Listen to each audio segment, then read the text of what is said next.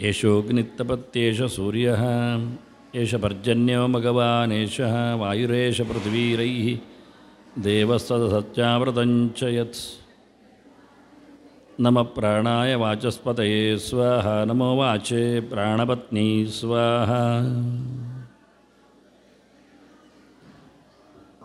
ಪ್ರಾಣಸೂಕ್ತ ಚಿಂತಕರಿಗೆ ವಂದನೆಗಳೊಂದಿಗೆ ಪ್ರಾಣಸೂಕ್ತದ 10ನೆಯ ಪ್ರವಚನ.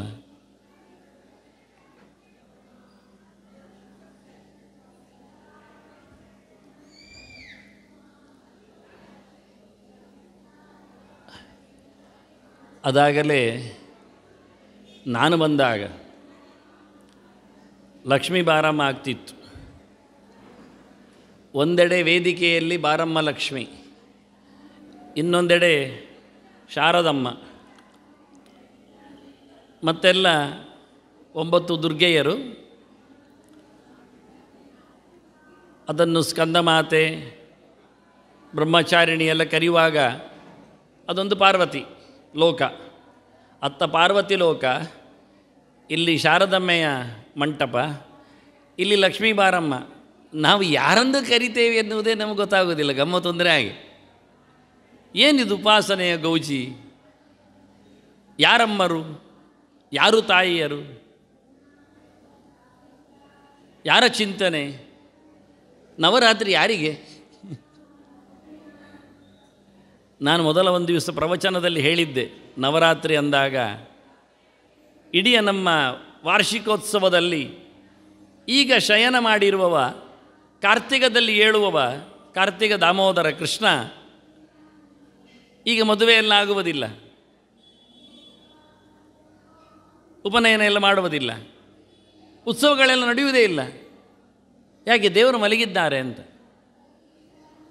ಹಾಗಾಗಿ ಇಡೀ ವರ್ಷದ 12 ತಿಂಗಳು ನಮ್ಮ 24 ಗಂಟೆ ಅಂತ ನಾನು ಹೇಳಿ, ಅದರಲ್ಲಿ ಅರ್ಲಿ ಮಾರ್ನಿಂಗ್ ಬಿಫೋರ್ ಸನ್ರೈಸ್, ದೇವರೇಳೋ ಮುಂಚೆ ಮನೆಯ ಮನದನ್ನೇ ಮಹಾಲಕ್ಷ್ಮಿ ಎದ್ದು ತಾನು ತಯಾರಾಗಿ ವೈಭವದಲ್ಲಿ ದೇವರನ್ನು ಎಬ್ಬಿಸುವ ವ್ಯವಸ್ಥೆ ಅಂತ ಹೇಳಿ ಈ 9 ದಿನ ಮಹಾಲಕ್ಷ್ಮಿಯ ಪೂಜೆ.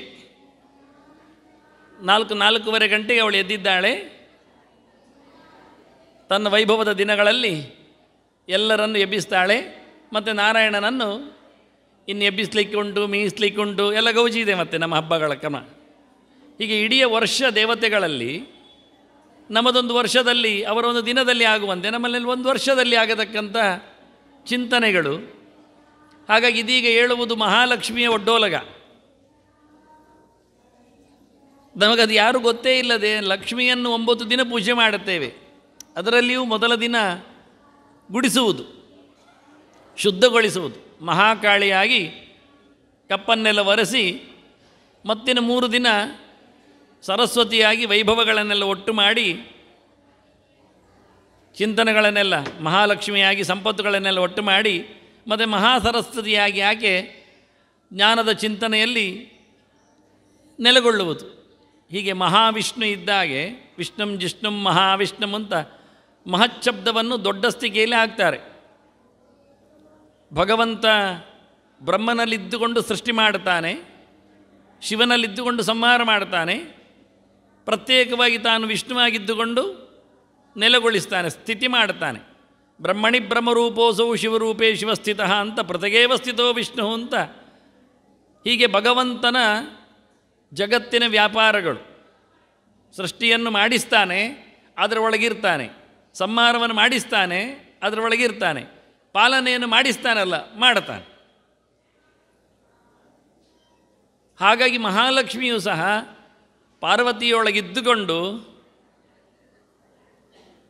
ಕಳೆಯನ್ನು ತೆಗಿತಾಳೆ, ಸರಸ್ವತಿಯೊಳಗಿದ್ದುಕೊಂಡು ಜ್ಞಾನವನ್ನು ಬೆಳಗಿಸ್ತಾಳೆ, ಸೃಷ್ಟಿಯನ್ನು ಉನ್ಮುಖಗೊಳಿಸ್ತಾಳೆ. ಸ್ವಯಂ ತಾನೇ ಇದ್ದುಕೊಂಡು ಎಲ್ಲ ಸಂಪತ್ತನ್ನು ಕೊಟ್ಟು ಹಾರಿಸ್ತಾಳೆ. ಹಾಗಾಗಿ ದುಡ್ಡಿಗಾಗಿ ಪಾರ್ವತಿಯನ್ನು ಹಿಡ್ಕೊಂಡ್ರೆ ಆಗುವುದಿಲ್ಲ. ಅವಳು ಹೇಳ್ತಾಳೆ, ನಮ್ಮ ಯಜಮಾನರ ಹತ್ರ ಎಂಥದೂ ಇಲ್ಲ, ಇರುವುದು ಸ್ಮಶಾನದಲ್ಲಿ, ಕೈಯಲ್ಲಿ ತಲೆಬುರುಡೆ, ಮೈಯಲ್ಲಿ ಬಟ್ಟೆ ಇಲ್ಲ, ಹಾಗಾಗಿ ಕೇಳಬೇಡಿ ಅಂತಾಳೆ. ಸರಸ್ವತಿ ಎದುರಿಗೆ ಹೇಳಿದರೆ ನಮ್ಮದೆಲ್ಲ ಕಲೋಪಾಸನೆ, ನಾವು ಸಬ್ಜೆಕ್ಟ್ಗಳನ್ನು ಏನು ಬೇಕಾದ್ರೆ ಕೊಡ್ತೇವೆ, ದುಡ್ಡೊಂದು ಬಿಡಿ ಅಂದರೆ ಬೇಕಾದ್ರೆ ದುಡ್ಡು ಮಾಡಲಿಕ್ಕೆ ಹೇಳಿ ಕೊಡ್ತೇವೆ, ದುಡ್ಡು ಕೊಡೋದಿಲ್ಲ. ವೇದಗಳು, ವೇದಾಂತಗಳು, ಚಿಂತನೆಗಳು, ಜ್ಞಾನಗಳು ಎಲ್ಲ ನಮ್ಮಲ್ಲಿವೆ ಅಂತ. ಹಾಗಾಗಿ ಸಂಪತ್ತು ಎಲ್ಲ ಬಗೆಯದ್ದು, ಧನ ಧಾನ್ಯ ಜೊತೆಯಲ್ಲಿ ಆರೋಗ್ಯ ಐಶ್ವರ್ಯ ಎಲ್ಲವನ್ನು ಕೊಡುವವಳು ಮಹಾಲಕ್ಷ್ಮಿ. ಹಾಗಾಗಿ ಇದು ಮಹಾಲಕ್ಷ್ಮಿಯ ಪಿರಿಯಡ್, ಮಾತೃಪಕ್ಷ, ಜಗನ್ಮಾತೆಯ ಜಗದಂಬೆಯ ಚಿಂತನೆಯ ವ್ಯವಸ್ಥೆ. ಹಾಗಾಗಿ ಮನುಷ್ಯರು ಎಲ್ಲಿ ಹೋಗ್ತಾರೆ ಏನಿರ್ತಾರೆ ಎನ್ನುವುದು ಹೇಳುವುದೇ ಬಹಳ ಕಷ್ಟ. ನಾನಿದನ್ನು ಪೀಠಿಗೆಯಾಗಿ ಇಟ್ಟುಕೊಂಡದ್ದು ನನ್ನ ಮಂತ್ರಗಳಲ್ಲೆಲ್ಲ ಇದು ಇಣುಕಿವೆ. ಪ್ರಾಣನ ಬಗ್ಗೆ ಹೇಳುವಾಗ ದೇವತೆಗಳು ಆಧ್ಯಾತ್ಮಿಕವಾದ ಒಂದು ಕ್ರಿಯೆ ಇದು, ಆದರೆ ಭೌತವಾದಂಥ ಪರಿಚಯ ಅದು. ನಮ್ಮ ದೇಹದೊಳಗಿದ್ದವರು ಸೋತ ಕಥೆ ಏನು ಅಂತ ನಾವು ಮೊದಲಿಂದ ನೋಡಿಕೊಂಡು ಬಂದು ಅವರೆಲ್ಲ ಎಚ್ಚರಾಗಿ ಹೌದು ಉಸಿರಿನ ದೇವತೆಗೆ ಹೆಚ್ಚು ಬೆಲೆ ಉಂಟು ಅಂತ ಕನ್ಫರ್ಮ್ ಮಾಡಿಕೊಂಡ್ರು. ಹಾಗಾಗಿ ಅವರು ನೀನೇ ಇದನ್ನೆಲ್ಲ ಕೆಲಸ ಮಾಡಿಸುವವನು ಎನ್ನುವ ನೆಲೆಯಲ್ಲಿ ನೀನೇ ಅಂತ ಹೇಳಿಕೊಂಡ್ರು. ನಮಗೆ ಅರ್ಥ ಆಗಿದೆ. ನಾವೆಲ್ಲ ಪರ್ಯಾಯದ ವೈಭವವನ್ನು ನೋಡಿದ ತಕ್ಷಣ ಇದೆಲ್ಲ ಯಾರು ಅಂತ ಯಾರಾದರೂ ಆ ಅರೇಂಜ್ಮೆಂಟ್ಸ್ಗಳನ್ನು ನೋಡಿಕೊಂಡು ಕೇಳಿದರೆ ಅದೆಲ್ಲ ಪರ್ಯಾಯ ಸ್ವಾಮಿಗಳು ಅಂತ ಹೇಳಿಬಿಟ್ರೆ ಎದುರಲ್ಲಿ ಹೋಗೋ ತಟ್ಟಿರ ಎಲ್ಲ ಪರ್ಯಾಯ ಸ್ವಾಮಿಗಳಲ್ಲ, ಅದು ನಮ್ಗೆ ಗೊತ್ತುಂಟು. ಅಂದರೆ ಅವರ ಕಂಟ್ರೋಲಲ್ಲಿ ನಡೀತದೆ ಅಂತ ಹೇಳುವ ಅರ್ಥ ಯದಧೀನ ಯಸ್ಯ ಸತ್ತ ಅಂತ. ಹಾಗೆ ಯಶೋಗ್ನಿ ತಪತ್ಯೇಷು ಸೂರ್ಯ ಯೇಷ ಪರ್ಜನ್ಯೋ ಭಗವಾನ್ ಯೇಷ ವಾಯು ಯೇಷ ಪೃಥ್ವೀರೈರ್ದೇವ ಸದಸಚ್ಚಾಮೃತಂಚಯತ್ ಅಂತ ಹೇಳಿಕೊಂಡು ಒಟ್ಟಾರೆಯಾಗಿ ಇದ್ದ ಬಿದ್ದ ಎಲ್ಲ ಸಂಗತಿಗಳಲ್ಲಿಯೂ ಪ್ರಾಣನ ಮೇಲೆ ಅದನ್ನು ಹೊರಿಸಿ ನೀನೇ ಎಲ್ಲ ಮಾಡ್ತಾ ಇದ್ದಿ ಎನ್ನುವುದನ್ನು ನಮಗೆ ಅನುಭವದಲ್ಲಿ ವೇದ್ಯವಾಗಿದೆ ಅಂತ ಹೇಳಿಕೊಂಡು ಪ್ರೌಡ್ ಹೆಮ್ಮೆಯಿಂದ ಕೊಚ್ಚಿಕೊಂಡ್ರು, ಹೇಳಿಕೊಂಡ್ರು, ಮೆರೆದು ಬಿಟ್ಟರು. ಅದಕ್ಕೆ ಅಲ್ಲ ಏನು ಪ್ರಾಣ ಹೇಳಲಿಕ್ಕೆ ಹೋಗಲಿಲ್ಲ. ಯಾಕೆ? ಸತ್ಯಸಂಗತಿ ಅದು. ಒಳಗೆ ಕೂತ್ಕೊಂಡು ಎಲ್ಲ ಪ್ರಕಾರದಲ್ಲಿಯೂ ನಡೆಸಿಕೊಡುವನವನೇ ಅನ್ನುವುದು ಖಾತ್ರಿಯಾಗಿದೆ. ಪ್ರಾಣಶಕ್ತಿ ಇಲ್ಲದೆ ಗಟ್ಟಿಮುಟ್ಟಾಗಿ ಮನುಷ್ಯನ ಉಸಿರಾಟ ಆಗದೇ ಇದ್ದರೆ ಯಾರಾದರೂ ಏನಾದರೂ ಸಿನಿಮಾ ತೋರಿಸ್ತೇನೆ ಹೇಳಿದ್ರು ಬೇಡ ಮಾರಾಯ ಅಂತಾನವ, ಉಸಿರೇ ಚೆನ್ನಾಗಿ ಹೋಗ್ತಾ ಇಲ್ಲ ಅಂತ ಕೇಳೋದು ಅಂತಾನವ. ಆದ್ದರಿಂದ ಯಾವ ಇಂದ್ರಿಯಗಳು ಚೆನ್ನಾಗಿರುವುದು ಯಾವಾಗ, ಲವಲ್ವಿಕೆಯಿಂದ ಎಲ್ಲಿ ಕೂಡುತ್ತೆ, ಉತ್ಸಾಹಭರಿತ ಯಾವಾಗ ಆಗುತ್ತೆ, ಒಳ್ಳೆ ರೀತಿಯಿಂದ ಬ್ರೀತಿಂಗ್ ಆಗ್ತಾ ಇದ್ದರೆ ಮಾತ್ರ. ಮಾತು ಬರ್ತದಾಗ ಏನಾಗುವುದಿಲ್ಲ, ಒಂದು ಚೂರು ನಮಗೆ ತೊಂದರೆ ಇಲ್ಲ. ಒಂದು ಸ್ವಲ್ಪ ವೇರಿಯೇಷನ್ಸ್ ಇದ್ದರೆ ಎಲ್ಲ ವಿಷಯಗಳನ್ನು ನಾವು ಬಿಡುತ್ತೇವೆ. ಹಾಗೆ ಇದನ್ನು ಬಹಳ ಸ್ಪಷ್ಟವಾಗಿ ದೇವತೆಗಳು ಅನುಭವಿಸಿಕೊಂಡು ಪ್ರಾಣನತ್ತಿರದಲ್ಲಿ ಸಹಜವಾದ ತಮ್ಮ ಗತಿಯನ್ನು ಉಲ್ಲೇಖ ಮಾಡಿದರು. ನಮಗೆ ಯಾರು ಏನು ಮಾತಾಡಿಸಿದ್ರೆ ಏನಾದರೂ ನಮಗೇನು ಗೊತ್ತಾಗುವುದಿಲ್ಲ. ಒಳಗಿಂದ ನಿದ್ದೆಯಲ್ಲಿ ಕೆಲವೊಮ್ಮೆ ನಾವು ನೋಡಿಕೊಂಡರೂ ಅರ್ಥ ಆಗುವುದಿಲ್ಲ. ನಮಗೆ ಗೊತ್ತಿಲ್ಲದೆ ಆಗಿ ಹೋದ ಸಂಗತಿಗಳನ್ನು ನಾವು ಅನುಭವಿಸಿಕೊಂಡ್ರೂ ನಾವೇನು ಕ್ರೆಡಿಟ್ಗಳನ್ನು ಬೇರೆಯವರಿಗೆ ಕೊಡಲಿಕ್ಕೆ ಹೋಗುವುದಿಲ್ಲ. ಆಗತ್ತೆ ಕೆಲವೊಮ್ಮೆ ಅಂಥದ್ದೆಲ್ಲ ಅಚಾನಕವಾಗಿ ಆಗಿ ಹೋಗ್ತದೆ. ಯಾರಪ್ಪ ಅದು ನನ್ನನ್ನು ಕಣ್ಣು ರೆಪ್ಪೆಯಂತೆ ರಕ್ಷಣೆ ಮಾಡಿದ್ದು, ಕೊಟ್ಟೋದದ್ದು, ಪಾರು ಮಾಡಿದ್ದು ಅಂತ ಗೊತ್ತಾಗುತ್ತೆ. ಆದರೆ ಜನ ಅದನ್ನು ಪಕ್ಕನೆ ಗುರುತಿಸಿ ಹೌದು ಅಂತ ದೇವರಿಗೆ ಇದರ ಕ್ರೆಡಿಟ್ ಕೊಡಬೇಕು, ಅವನೇ ನನ್ನ ಪಾಲುದಾರ ಎನ್ನುವ ಎಚ್ಚರ ಪಕ್ಕ ಮಾಡಿಕೊಳ್ಳುವುದಿಲ್ಲ. ಮಾಡಿದ್ರದ್ದು ವೇದಾಂತ ಆಗ್ತದೆ ಎಂದವನ ಎದುರಿಗೆ ಕೆಲವೊಮ್ಮೆ ಅದು ಕಷ್ಟ. ಅಧ್ಯಾತ್ಮ ಆಗ್ತದೆ ಅಂತ ಎಂಥದ ಮಾರಾಯ ಸುಮ್ಮನೆ ಅಂತ ಹೇಳ್ತಾರೆ. ಇಂಥದ್ದು ಎಷ್ಟೊಂದು ನಡೀತದೆ, ಘಟನೆಗಳು ಆಗ್ತಾ ಇರ್ತವೆ. ಹೀಗೆ ದೇವತೆಗಳೆಲ್ಲ ಒಟ್ಟು ಸೇರಿ ಅರಾಯುವರತನಾಭೌ ಪ್ರಾಣೇ ಸರ್ವಂ ಪ್ರತಿಷ್ಠಿತಂ ಅಂತ ಹೇಳಿಕೊಂಡ್ರು. ಇಡೀ ಜಗತ್ತು ಪ್ರಾಣನಲ್ಲಿ ಆತುಕೊಂಡಿದೆ, ಆಸರೆಯನ್ನು ಪಡೆದಿದೆ. ಅವನಿಲ್ಲದೆ ಎಲ್ಲವೂ ಅವನ ಕೈಸೆರೆ, ಅವನೆಲ್ಲಕ್ಕೂ ಆಸರೆ. ಹಾಗೆ ಅರಾಯುವರತನಾಭೌ ಪ್ರಾಣೇ ಸರ್ವಂ ಪ್ರತಿಷ್ಠಿತಂ ರುಚೋ ಯಜುಂಷಿ ಸಾಮಾನಿ ಯಜ್ಞಕ್ಷತ್ರಜ ಬ್ರಹ್ಮಚ. ಮಾತಿನ ಪ್ರಪಂಚ, ಮಂತ್ರದ ರಾಶಿ, ಅದನ್ನು ನಡೆಸಿಕೊಡತಕ್ಕಂಥ ಕರ್ಮಾಂಗಗಳು, ರಿಚುವಲ್ಸ್, ಯಜ್ಞಯಾಗಗಳು, ಪೂಜೆ ಪುನಸ್ಕಾರಗಳು, ಅದನ್ನು ಮಾಡತಕ್ಕಂಥ ಕರ್ತೃಗಳು, ಬ್ರಹ್ಮವರ್ಗ, ಪುರೋಹಿತರು, ತಿಳಿದವರು, ಜ್ಞಾನಿಗಳು, ಎಚ್ಚರದವರು, ಮಾಡಿಸಿಕೊಡತಕ್ಕಂಥ ದುಡ್ಡಿನವರು, ಯಜಮಾನ ವರ್ಗ, ಕ್ಷತ್ರಿಯರು, ರಾಜರು, ಆಶ್ರಯ ಕೊಡುವವರು, ನೋಡಿಕೊಳ್ಳುವವರು, ಅಧಿಕಾರಿಗಳು, ಅದನ್ನು ಸಪ್ಲೈ ಮಾಡುವವರು, ವ್ಯವಹಾರ ನಡೆಸುವವರು, ವೈಶ್ಯರು, ಅವರಿಗೆ ಪರಿಚಾರಕ ವರ್ಗದವರು ಎಲ್ಲ ಚಕಾರದಿಂದ. ಮತ್ತೆ ಯಜ್ಞ ಕ್ಷತ್ರಂಚ ಬ್ರಹ್ಮಚ ಪ್ರಜಾಪತಿ ಚರಸಿ ಗರ್ಭೆ ತ್ವಮೇವ ಪ್ರತಿದಾಯಸೆ ತುಭ್ಯಂ ಪ್ರಾಣ ಇಮಾ ಪ್ರಜಾ ಪ್ರಾಣೈಸ್ತಂ ಪ್ರತಿಷ್ಠಿಸಿ ಪ್ರಾಣೈಸ್ತ ಪ್ರತಿಷ್ಠಿಸಿ. ನೀನು ಹುಟ್ಟಿ ಬರ್ತೀಯ. ಹುಟ್ಟುವಾಗ ಉಸಿರಾಟದಿಂದಲೇ ಜನ ಹುಟ್ಟುವುದು. ಮೊದಲು ಉಸಿರುವೇ ಅದು ದೊಡ್ಡ ಸಂಗತಿ, ಹೆಸರು ಮಾಡೋದು. ಯಾರು ಬರೆದಿಡುವುದಿಲ್ಲ ಅದನ್ನು. ಕೊನೆ ಉಸಿರು ಹಾಗೆ ಗೊತ್ತಿಲ್ಲದೆ ಹೋಗುವಂಥದ್ದು. ಹೇಳ್ತಾ ಇರ್ತಾರೆ, ಮಾತಾಡ್ತಾ ಇದ್ರು ಮಾರೆ, ಅಲ್ಲಿ ಕಣ್ಣು ಮುಚ್ಚಿದ್ರು ಗೊತ್ತೇ ಆಗಲಿಲ್ಲ ಅಂತ. ಹಾಗೆ ನಡೀತಾ ಇದ್ದಾರೆ. ಮೊನ್ನೆ ನೋಡಿದೆ ಅಂತಾರೆ. ಎಲ್ಲ ಹಾಗೆ ಆಗುವುದು ಎಲ್ಲವೂ. ಮೊದಲು ಉಸಿರು ಎಲ್ಲಿಂದ ಬಂತು, ಕಡೆ ಉಸಿರು ಹಾಗೇ ಆಗ್ತದೆ. ಯಾರಿಂದ ಭಗವಂತ ಯಾವ ನಮೂನೆಯಲ್ಲಿ ಯಾರಿಗೆ ಎಷ್ಟು ಪ್ರಕಾರದಲ್ಲಿ ಪಂಪಾಗಿ ಕಳಿಸ್ತಾನೆ ಗೊತ್ತಿಲ್ಲ. ಉಸಿರನ್ನು ಮೀಟ್ರಾಗಿ ಕಳಿಸ್ತಾನೆ, ಇಷ್ಟೇ. ಎಂತ ಮಾಡಿದರೂ ಒಂದು ಜಾಸ್ತಿ ತಗೊಳ್ಳಿಕ್ಕೆ ಆಗುವುದಿಲ್ಲ. ಪ್ರಜಾಪತಿಶ್ಚರಸಿ ಗರ್ಭೇ, ರಕ್ಷಣೆಯ ಜವಾಬ್ದಾರಿ ಎಚ್ಚರದ ನಂತರದಲ್ಲಿ ನಮಗೆ ನಾವೇ ಅಂತ ಹೇಳಿಕೊಂಡ್ರೆ ಒಂದೇ ಒಂದು ಕ್ವಶನ್ ಮಾಡ್ತಾರೆ, ಗರ್ಭದಲ್ಲಿ ಯಾರು ರಕ್ಷಣೆ ಮಾಡಿದ್ದು ಅಂತ. ಸರಕ್ಷಿತ ರಕ್ಷತಿಯೋ ಹಿ ಗರ್ಭೇ, ಗರ್ಭದಲ್ಲಿ ನಿನ್ನನ್ನು ಯಾರು ನೋಡಿಕೊಂಡ್ರು? ಒಂದಿಷ್ಟೇ ಸಣ್ಣ ಜಾಗ, ಕೈಕಾಲುಗಳೆಲ್ಲ ಮುದುಡಿಕೊಂಡು ಕೂತ್ಕೊಳ್ಳಿಕ್ಕೆ ಇರ್ತದೆ. ಚಿತ್ರದಲ್ಲಿ ನೀವು ನೋಡಿರ್ಬೋದು ಹೇಗಿರ್ತದೆ ಅಂತ. ಬಹಳ ಕಷ್ಟಪಟ್ಟಿರ್ತಾನೆ. ಆಗ ಹೇಳಿಕೊಳ್ತಾನೆ, ಪ್ರತಿಜ್ಞೆ ಮಾಡ್ತಾನೆ. ಕೆಲವರಿಗೆ ಎಚ್ಚರ ಆಗ್ತದೆ, ಎಲ್ಲರಿಗೆ ಎಚ್ಚರ ಆಗ್ತದೆ ಅಂತ ಹೇಳಲಿಕ್ಕೆ ಆಗೋದಿಲ್ಲ. ಬೇರೇನು ಕೆಲಸ ಇಲ್ಲ ಅಲ್ಲಿ, ಮೊಬೈಲೆಲ್ಲ ಇಲ್ಲಲ್ಲ, ಆದ್ದರಿಂದ ಅವನಿಗೆ ಎಚ್ಚರ ಆಗ್ತದೆ. ತಲೆ ಒಂದೇ ಖರ್ಚಾಗ, ಕೈಕಾಲುಗಳು ಏನು ಮಾಡುವುದಿಲ್ಲ. ಹಾಗಾಗಿ ಓನ್ಲಿ ಮೈಂಡ್ ಟ್ಯೂನ್ ಆಗ್ತದೆ. ಆಗ ಯೋಚನೆ ಮಾಡ್ತಾನೆ, ನಾನು ಕಷ್ಟದಲ್ಲಿ ಸಿಕ್ಕಿಬಿದ್ದಿದ್ದೇನೆ, ಹೊರಗೆ ಬರಲಿಕ್ಕುಂಟು, ಒಂದಲ್ಲ ಒಂದು ದಿನ ಹೊರಗೆ ಬರ್ತೇನೆ. ಬಂದ ನಂತರ ಮಾತ್ರ ಎಂದೂ ಸಹ ಮರೆಯದೆ ದೇವರ ವಿಷಯವನ್ನೇ ಯೋಚನೆ ಮಾಡ್ತಾ ಇಲ್ಲಿಂದ ಬಿಡುಗಡೆಯನ್ನು ಪಡೀಲಿಕ್ಕೆ ನಾನು ಪ್ರಯತ್ನಿಸ್ತೇನೆ ಅಂತ ದೊಡ್ಡ ಮಟ್ಟಿನಲ್ಲಿ ಸಂಕಲ್ಪ, ಪ್ರತಿಜ್ಞೆ ಎಲ್ಲ ಮಾಡ್ತಾನೆ. ಹೊರಗೆ ಬಂದದ್ದೇ ತಡ. ಹೊರಗಿನವರ ಗೌಜಿ ಬರುವಾಗಲೇ ಚಪ್ಪಾಳೆ ತಡ್ತಾರೆ, ಬ್ಯಾಂಡ್ ಊದ್ತಾರೆ, ಏನೆಲ್ಲ ಮಾಡ್ತಾರೆ, ಗಮ್ಮತ್ತು. ಸಮಾಧಿ ಒಂದು ಬಿಟ್ಟು ಎಲ್ಲ ಮಾಡ್ತಾರೆ, ಅದೊಂದೇ ಸಮಾಧಾನ ಇಲ್ಲ. ಹಾಗಾಗಿ ಗೌಜಿ ನೋಡಿಕೊಂಡು ಖುಷಿಯಾಗ್ತದೆ ಅವನಿಗೆ, ನಾನು ಬರುವಾಗ ಎಷ್ಟು ಜನ ವೆಲ್ಕಮ್ಮಿಗಿದ್ದಾರಲ್ಲ, ಆಗ್ಬೋದು ಅಂತೇಳಿ ಎಲ್ಲ ಮೊದಲು ಮಾಡಿಕೊಂಡ ಪ್ರತಿಜ್ಞೆ ಅದು ವಿಧಾನಸೌಧದಲ್ಲಿಗೆ ಉಳಿದಾಗೆ. ಹೊರಗೆ ಬಂದಾಗೆಲ್ಲ ಮರೆತೇ ಹೋಗ್ತದೆ. ಒಳಗೆ ಹೋಗುವಾಗ ಬೇಕಾದಷ್ಟು ಹೇಳಿಕೊಳ್ತಾನೆ, ಹೊರಗೆ ಬಂದಾಗ ಒಂದು ನೆನಪಿರುವುದಿಲ್ಲ, ಯಾವುದನ್ನು ಯೋಚನೆ ಮಾಡುವುದಿಲ್ಲ. ಕ್ರಮವೇ ಹಾಗೆ. ನಾಥಮಾನಃ ಋಷಿರ್ಭೀತಃ ಸಪ್ತವದ್ರೀ ಕೃತಾಂಜಲಿ, ಕೈ ಮುಗಿದುಕೊಂಡು ಕೇಳ್ತಾನೆ. ಆಗ ಮುದ್ದೆ ಮಾಡಿಕೊಂಡು, ಒದ್ದಾಟಪಟ್ಟು, ಬೆನ್ನು ಬಗ್ಗಿಸಿಕೊಂಡು, ಮಂಟೆ ತಗ್ಗಿಸಿಕೊಂಡು ಗರ್ಭದಲ್ಲಿರುವ ಪರಿಸ್ಥಿತಿ ನೋಡಿ ಹೇಗೆ ಅಂತ. ಕೈ ಮುಗಿಯೋದು ಉಪಾಯ ಇಲ್ಲ, ಕೈ ಸೆಟೆದು ಮಾಡಲಿಕ್ಕೆ ಜಾಗ ಇಲ್ಲ ಅಲ್ಲಿ. ಅಷ್ಟು ಅತಂತ್ರ, ಅಷ್ಟು ಅಸ್ವತಂತ್ರವ. ಹಾಗಾಗಿ ನೀನು ಒಳಗೆ ನಿಂತು ಅವನ ಚೇಷ್ಟೆಯನ್ನು ಮಾಡಿಸ್ತೀಯ, ಮತ್ತೆ ನೀನೇ ಉಸಿರಾಗಿ ಹೊರಗೆ ಬರ್ತೀಯ. ಪ್ರತಿಯೊಬ್ಬನ ಒಟ್ಟಿಗೂ ಭಗವಂತ ಬರ್ತಾನೆ. ಭಗವಂತ ಬರುವಾಗ ಪ್ರಾಣನು ಬರ್ತಾನೆ. ತಸ್ರಷ್ಟ್ವಾದ ದೇವಾನು ಪ್ರಾವಿಶದು ತದನು ಪ್ರವಿಶ್ಯ ಸತ್ಯತ್ಯಚ್ಚ ಭವತು ಅಂತ. ಸೃಷ್ಟಿ ಮಾಡುವುದರಲ್ಲಿ ಭಗವಂತನಿಗೆ ಗೌಜಿ ಏನಿದೆ ಕೇಳಿದರೆ ಅವನ ಪ್ರತಿಬಿಂಬವಾಗಿ ಬರತಕ್ಕಂಥ ಇವನ ವೈಭವ. ರೂಪಂ ರೂಪಂ ಪ್ರತಿರೂಪೋ ಬಭುವ ಅಂತ. ಇಂದ್ರೋ ಮಾಯಾಭಿಪುರುರೂಪಯೀಯತೆ ಅನ್ನುವ ನೆಲೆಯಲ್ಲಿ ಪ್ರಜಾಪತಿಶ್ಚರಸಿ ಗರ್ಭೇ ತ್ವಮೇವ ಪ್ರತಿಜಾಯಸೆ ದುಭ್ಯಂ ಪ್ರಾಣಸ್ತಿಮಾ ಪ್ರಜಾ ಯತ್ ಪ್ರಾಣೈ ಪ್ರತಿಷ್ಠತಿ. ನೀನು ಭಗವಂತನ ರೂಪ ವಿಶೇಷಗಳಿಂದ ಸೇರಿಕೊಂಡು ಬರ್ತೀಯ, ನೀನು ತುಂಬಿಕೊಂಡಿರ್ತಿ. ದೇವರು ನಿನ್ನನ್ನು, ನಮ್ಮಲ್ಲಿ ಎಲ್ಲ ದೇವತೆಗಳು ಕೂತು ಕೆಲಸ ಮಾಡುವುದು, ಪ್ರಾಣನ ದೇಹದಲ್ಲಿ ಯಾರು ಕೆಲಸ ಮಾಡೋದು? ದೇವರೇ ಕೆಲಸ ಮಾಡೋದು. ಅಲ್ಲಿ ಯಾರು ತತ್ವಾಭಿಮಾನಿಗಳು, ಇತರ ದೇವತೆಗಳೇ ಇಲ್ಲ. ಒಳಗೆ ಹೋಗ್ಲಿಕ್ಕೆ ಆದರೆ ತಾನೇ, ಪ್ರವೇಶ ಮಾಡಿಕೊಂಡ್ರೆ ತಾನೇ, ಏನಿದ್ರೂ ಹೊತ್ಕೊಳ್ಬೇಕಷ್ಟೆ. ಹಾಗಾಗಿ ಇತರ ದೇವತೆಗಳು ಅಲ್ಲಿಲ್ಲ.